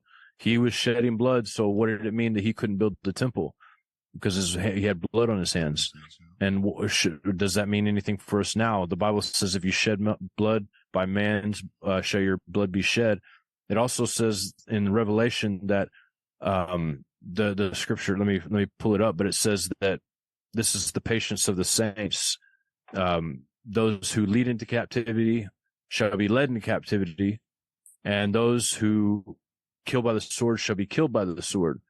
And so this is something that we have to consider, because look, people are an extension of our brothers and sisters. We all come from the same humans. Noah, we all come from Noah and one of his sons. the Spirit of God literally resides in another human being. So taking somebody's life should not be taken lightly. A lot of the people that were told to massacre were people that were born, that were not even all the way human. Like Goliath wasn't even a human. He was a Nephilim. He was a Rephaim, Nephilim. Yeah. He was 10 foot tall, had 6 fingers, 6 toes, and had a whole league of giants, with him. And so, we have different situations, man. And I just have to say it's situational. I have to say that, it's based on, is it ordained by a leadership of a country, or is it just something we decide, okay, one day I'm going to go out here and do this because I think it's right to do it. Everything was out of the mouth of 2 or 3 witnesses in the scripture, even going off and going to war, it had to be ordained. And so right now, like I said, we've been ordained to preach the gospel, to speak life. And honestly, our words are like a sword anyway. Yeah. We can literally transform an area, a habitat, a city by the words that we speak, which is way more powerful than any gun can do. You can go out and kill 500 pedophiles and never do the kind of damage to the darkness that you could do by preaching the gospel to people and changing lives. Even if it's just one life change can transform thousands of lives, and then thousands of lives can transform that many. So our weapons are not carnal. Our weapons are spiritual weapons. That being said, if somebody comes and tries to get violent, hurts your family or anything like that, I say that we have a duty to love the ones that, the weaker. We have a duty to love our neighbor, right? But do you love the violent, crazy person, or do you love the child that's innocent, that relies on you for, protection? And so that's really kind of my answer to that, in a long form answer. And I'm sure that, I was redundant in a lot of the things that I said, but I want to make myself pretty clear on the whole subject, because I do believe that we are to be peaceful. Blessed are the peacemakers, right? Blessed are they who are meek. Blessed are they who are humble. All the humble, all the fruits of the Spirit are way more important than maybe our perceived disrespect, our perceived problems we have with people, divisions we have with people. It would be much better if we could avoid every single fight that we've ever been in and try to just protect the people around us. If we could do that, the world would be great. If all Christians just protected the people around them, tried to stay out of bad situations and keep other people out of bad situations, I feel like we would be fulfilling what Christ would have had us to do, right? To be able to do good things on this earth rather than create evil. And I don't know if that answered your question or not, but that's kind of where I went with it. Your answer was very good, and you said some things that I wanted to pass on to Dominic. When you said that if you would have met yourself in your worst persona, I guess, that you would have beat yourself up. You would have had to take yourself out, because of how you're behaving. And I want to go to Dominic, because Dominic had a very good transformation, which is my dad. My dad used to be a very, very impatient person, the most impatient person I've ever met. And when he found God, and I think when my sister was born, it changed his whole life. Dominic, I mean, would you agree? Go ahead and tell him about that transformation, how your patience has gotten so much better, even better than mine. Well, I think we're inundated with the world, with what's on TV, the stressors of life, and that can all get to you. And it got to me at one point in my life where any little thing triggered me. I mean, I'd lose it, right? But it's now that after you find Christ, you find peace. You find peace, and these other things don't really matter. If someone's insulting you, when someone insulted me, I'd blow a fuse, right? But now it's like when you find Christ, what John was saying, it's grace first. You find the grace, you try to diffuse it, you listen to them, you let them yell at you, scream at you. I mean, I've been through all that stuff. And just listen to them and let them get it all out. And while this is happening, what I did in the past, when someone's yelling and screaming at me, I'd be praying. I'd be doing an internal monologue. I'd be praying to Jesus Christ to diffuse the situation before it escalates. And now it's gotten to the point now where I understand people better. And I think a lot of it is understanding people's personalities. Hispanics have a certain personality based on culture. Asians have a different personality based on cultures. people from India, etc., Russia. All these different cultures have different personalities. And once you understand their nature, even people from the Middle East, they're very stern, they're very direct. And once you grow, the Holy Spirit will give you a discernment. You understand where they're coming from by their body language, by their eye movement, just small little things that you learn as you grow, and always put Christ first. When something like this comes upon you, and that's what I've done. Now it's like to the point where if someone offends me and throw me insults, it goes over my shoulder now. Like, I don't care. You can call me whatever you want. You have your right to your opinion, whatever. That's fine. But the line crosses if they try to strike me or try to hurt my daughter or my family. Then that's when I draw the line. I understand there's still that grace. For me, I have to give them that cushion where okay, I'm gonna try to walk away from this. And this is just hypothetical. I will try to walk away from any physical altercation. If it got to that, first of all, I'm not going to strike first because it's going to be self-defense.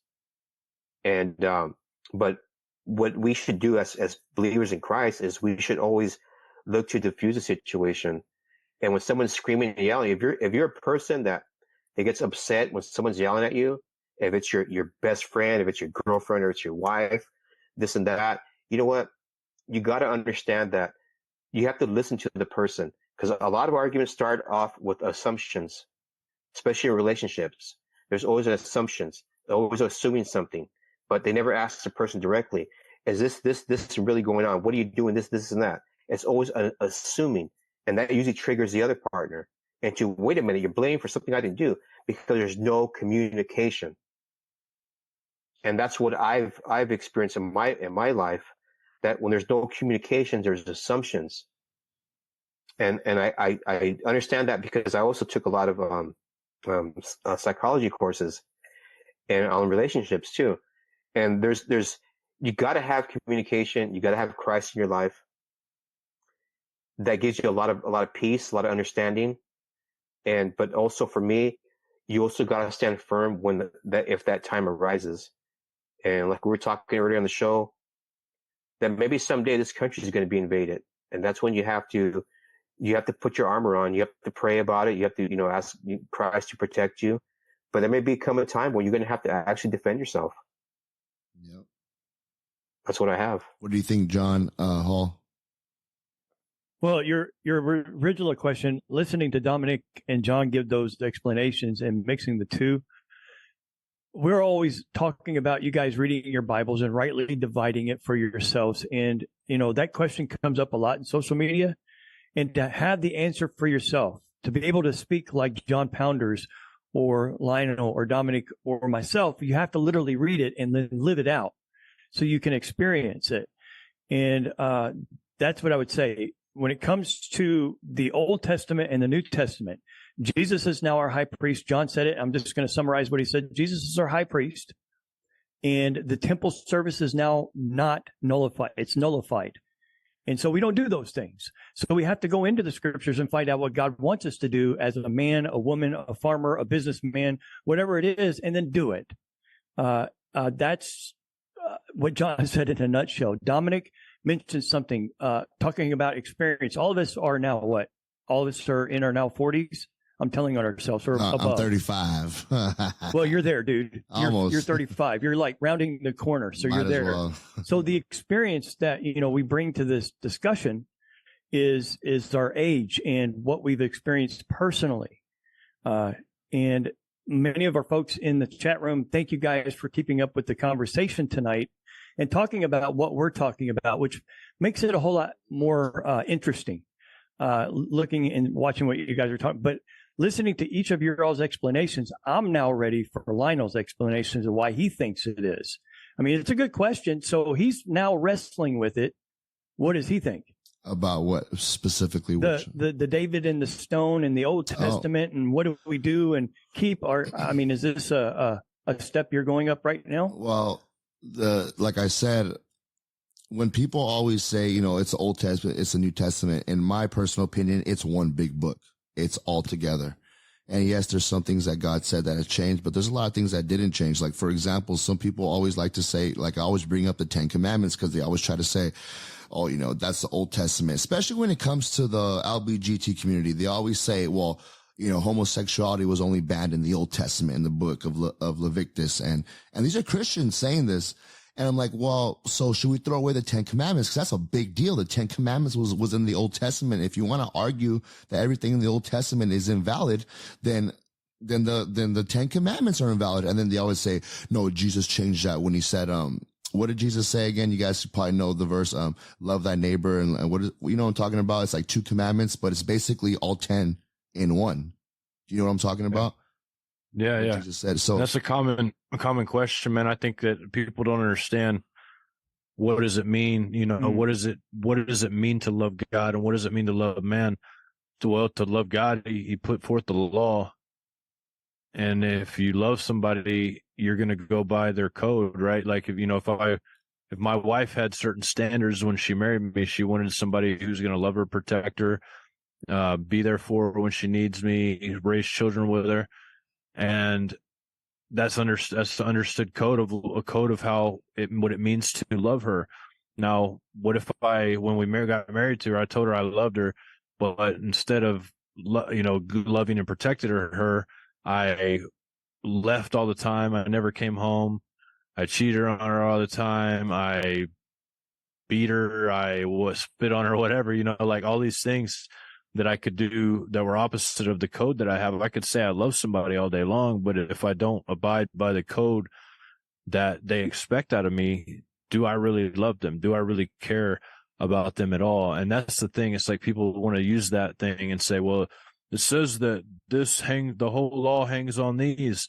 That doesn't mean you throw what hangs on that away. Yeah. Like you hang up a hanger in the closet because it's literally talking like it's a hanger. But you put a shirt on that hanger. The shirt's still important. Mm-hmm. Yeah, it's still important, but it's what holds it together, right? And it's a lot of people misconstrue that. Loving others. How do you love others? The Bible tells us to treat others with respect. It tells us a lot of things about loving others. Actually, there's a lot of verses that tell us how to handle situations. If a situation arises, how do we take care of that in a loving way?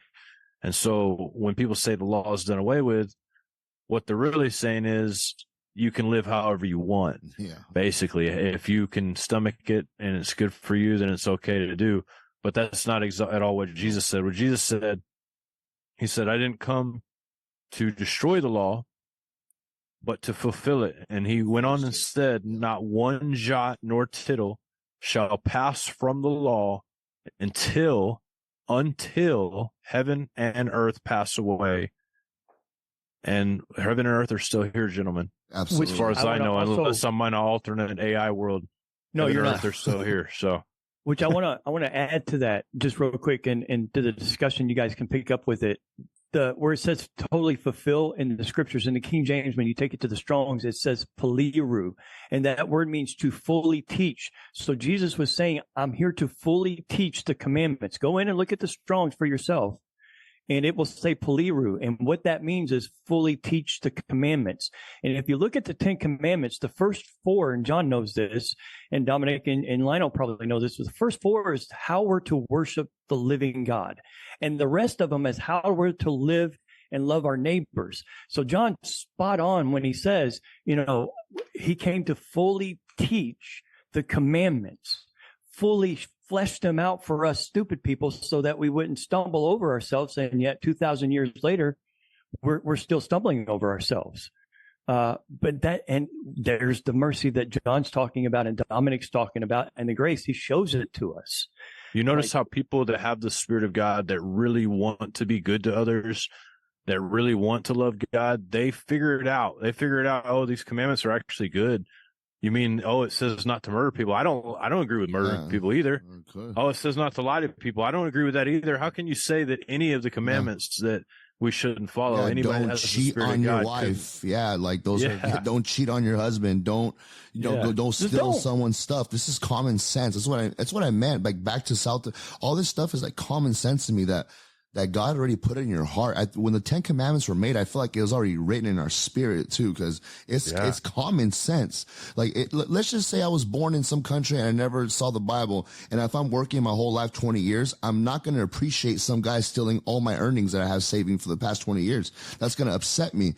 And, just to go on with it, I also believe in the Bible, where as a man, get into this manly thing, what a man is, the Bible says, we show who we are by our fruits and not the roots. And what I mean is that when you see a tree, the fruit is good when it's bearing good fruit.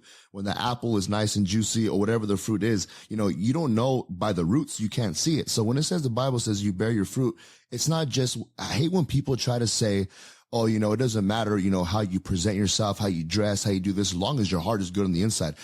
That's true to an extent, but you also have to show it on the outside. For example, if I see some guy walking down the street and he has a hat that says a 666 and it says, I'm an atheist and I love Satan, and secretly he's a Christian, how am I going to know that? His fruits are showing me the opposite. So I also believe you have to present yourself physically as someone and separate yourself from the world as someone of God. Yeah. Don't go out, dressed like as a woman, half naked as a guy, wearing little tight little shirts. I can show my abs off. And that's just ridiculous. I mean, all that stuff shows that you're just a narcissistic and you're into yourself. That's not godly. That's not how men are supposed to be. Like, that's what women do. That's the persona of a woman, to get attention, physical attention. You know what I mean? So I do believe as a man, you have to show your fruits too. You have to also, a lot of men get on women. You shouldn't do this, shouldn't do that. Well, look at yourself too in the mirror. You're over here, spending, $1,000 a month on getting perms and coloring your hair, bro. So at the same Botox. Exactly. At the same time, you have to also be a man and show your fruits, man. And hopefully that fruit is good, because, a lot of things go on with it. And I didn't get to finish what I had to say. So, as we go on to this whole Old Testament and New Testament, and all the wars that happen, for Christ's sakes, and I mean that, no, sorry, I don't mean to use his name in vain, but he sent Joshua and Caleb to destroy the whole city of the Promised Land. Yeah, there were giants there. There was a bunch of hybrids and God knows what else, but God is a God of war too. I think in the book of Exodus it says, I am a God of war, something like that. Like, God is also ready to clean house when he has to. I mean, when he comes back, he's going to clean house. So I do believe it's built in us in some way to have some kind of fire in your heart to fight for God. I do believe that's built in us in some way, just like it's no different than it's common sense not to murder people that you love, or steal from people that you love, or sleep with someone's wife, or cheat, whatever it is. I think those things, along with defending yourself at a certain extent and protecting the people that you love, is already written in your heart. I think. What do you think? No, go ahead. I was just say, like a sanctioned fight, like if David and Goliath was kind of a sanctioned fight. Like if somebody was cursing God and they were like, no, but everybody's a coward to fight me, and you fought that person, that would be a completely different scenario. That would be I feel like that would be an honorable scenario. You know what I'm saying? And there's so many people coming out. We're now fighting, celebrities coming out fighting. I'm just waiting for the one that curses God, it's waiting for somebody to beat him up. And it's just waiting for that. Guys, that's a good point. Yeah. Can you guys just imagine really quick, like how men have dropped in just being brave in the word of God? I mean, just think about this scenario. You have this army of Philistines. You're looking at this wave of armies, and you're the smaller one, okay, in numbers and in stature and in weapons and armor. And you're David, okay? I don't know. He's maybe 5'10", I'm going to say, maybe 170 pounds max. That's just my opinion. And the giant is huge. And just think about being in that man's shoes right now. What's that verse goes? As I walk through the valley of the shadow of death. That's what David was going through at this moment. And he sees this giant, okay? And, based on the research that we have, I mean, these giants' voices were loud and they were strong. They could even paralyze people at some point, right? With all the things that we've been finding out, they were supernatural. And David didn't care. He's like, I'll fight you. What's up? Like, I want to fight you. Everybody can hang back and me and you are going to, score off really quick. And whoever wins gets to go home with the trophy. I mean, who has the cojones nowadays to do that? I don't know too many people, but this is how far man has strayed off from fighting for God. Because if you really put yourself in that situation, I mean, that is an epic tale. That is like the greatest tale of all time. As you know, as a fighter, someone who trains, I mean, there's no other greatness than calling out, like, he's not calling out just a giant human. He's calling out a supernatural being, and he's willing to go one-on-one with it. And he has the confidence to do it, to end the war and save the entire, you know, his army and everybody they're fighting for. I mean, that's the ultimate, and we're not there no more. David was a man after God's own heart. And when you read about it, he's such an inspiring man in scripture for all of us, you know, going up against the giants, because all of us deal with giants in our lives one way. But we're talking about a physical giant with 6 hands, 6 fingers, 6 toes, double rows of teeth, had a voice that could probably mow, you know, a couple of people down if it was in front of him. But when you read his writing, like in Psalms 119, and, you know, the law of the Lord, and always asking God to look at his heart, to always purge his heart, you know, of the iniquity. And he's always talking that way. And it's a matter of fact. It's not just a giant, but it was his own court, his own kids, his own people that worked for him, that was all gunning for him all the time. And so here he is, a warrior, a man's man. He is crying out to God, I don't know what to do.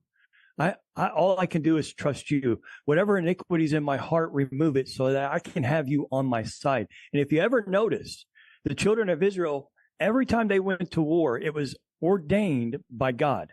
If they went to war and it wasn't ordained by God, they got their butts handed to them. And I mean badly. And we got to think about individual. We started this whole conversation about, you know, John asking, what would you do if somebody slapped you, John? And I'm like, I'm going to slap them back. But as I started thinking about it, as we started talking about this, there's certain levels and experiences that we all deal with individually. And when it comes to being a man's man in today's society, we have a very silent majority that's their voices are high.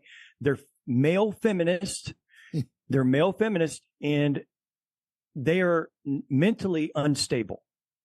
And we just have to deal with them in that aspect. But now they're the world's giant because they're the narrative these days. And our youth and our young are tied into it, whether through GMO, whatever in the air, whatever being injected. We are in the mix of it. And now we're men watching all of this take place. And what do? We're asking you guys to shore up your borders, your faith, your walk with Jesus Christ, and start training. Training. It's not a sin to train. You're not disobeying God doing that. And so there you go. It's going to get worse. As a matter of fact, John mentioned, you know, we're sending billions out to the world. We sent $4 billion out to Middle East countries for the LGBTQ community. We're paying for that.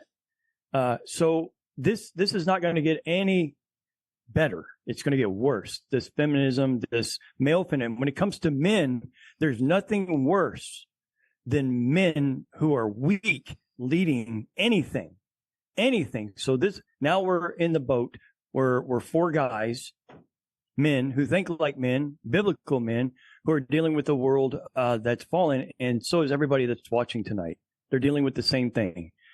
So it's good to have these conversations. And it's honestly disgusting to see a man, I'm sorry, but to see a grown man just behave just so out of his natural, you know, the way he was made is just it's just weird to me. And, you know, a lot of people give me a lot of backhanded remarks for this, but man, I don't know how to say it, but like, dude, like I can't, I'm never going to wake up in the morning and say this is normal. Like, it's not normal to me. To this day, I live in the most liberal state in America, probably in the world. And I'm not used to it. I don't get used to seeing guys make out. I don't get used to it. I feel like I'm eating a piece of steak and I see a maggot in it. Like, that's how I react to seeing 2 guys kissing. Like, I'm never going to get used to it.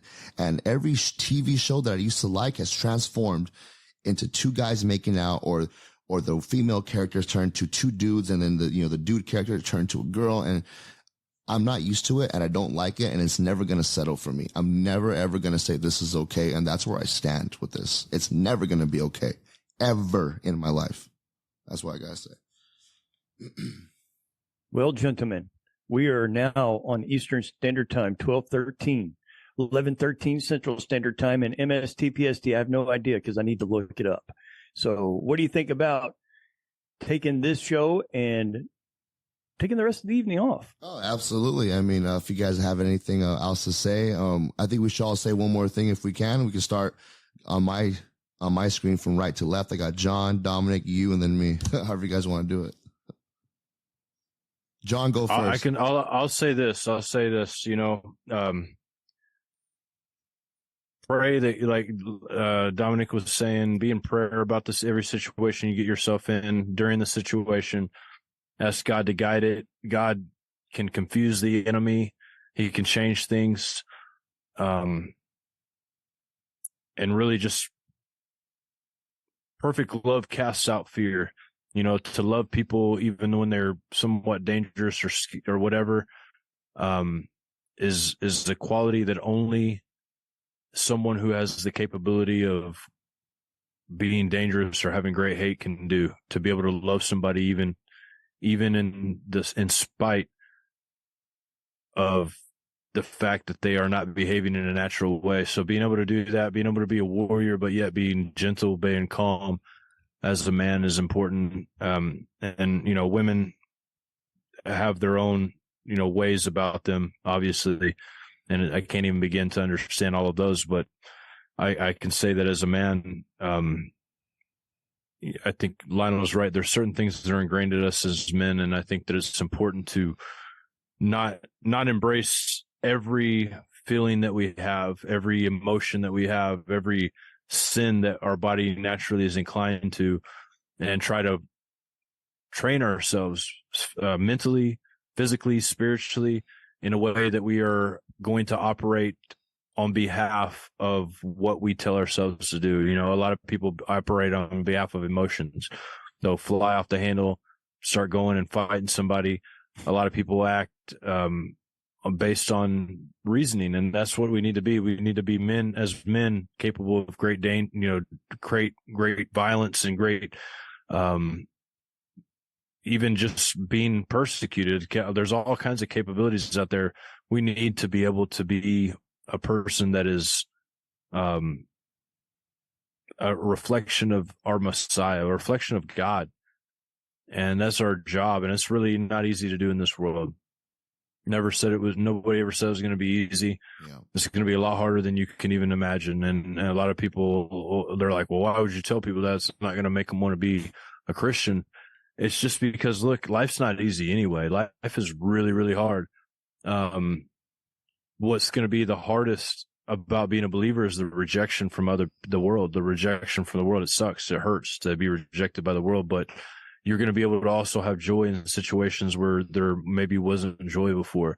You're going to be able to have peace in situations where there was nothing but violence. You're going to be able to be content in situations where you couldn't stand before, and so there's it's a different feeling being a believer. But know this, you are going to be persecuted at some point, and you better realize that you are a representative of the Most High God in that situation. So don't listen to what we say. We're just humans acting on this earth. What we say really has little impact on what the reality is. Now, we try to do our best to speak the reality of what we believe is true, but ultimately you're going to stand before God. We're not going to be there with you, and you're going to have to make up your mind, and you're going to have to make the decisions. And so part of that is going to be asking the Holy Spirit. Every situation is different. We established that pretty quickly because there's so many different ways we can think of. This situation can go this way. This situation can go this way.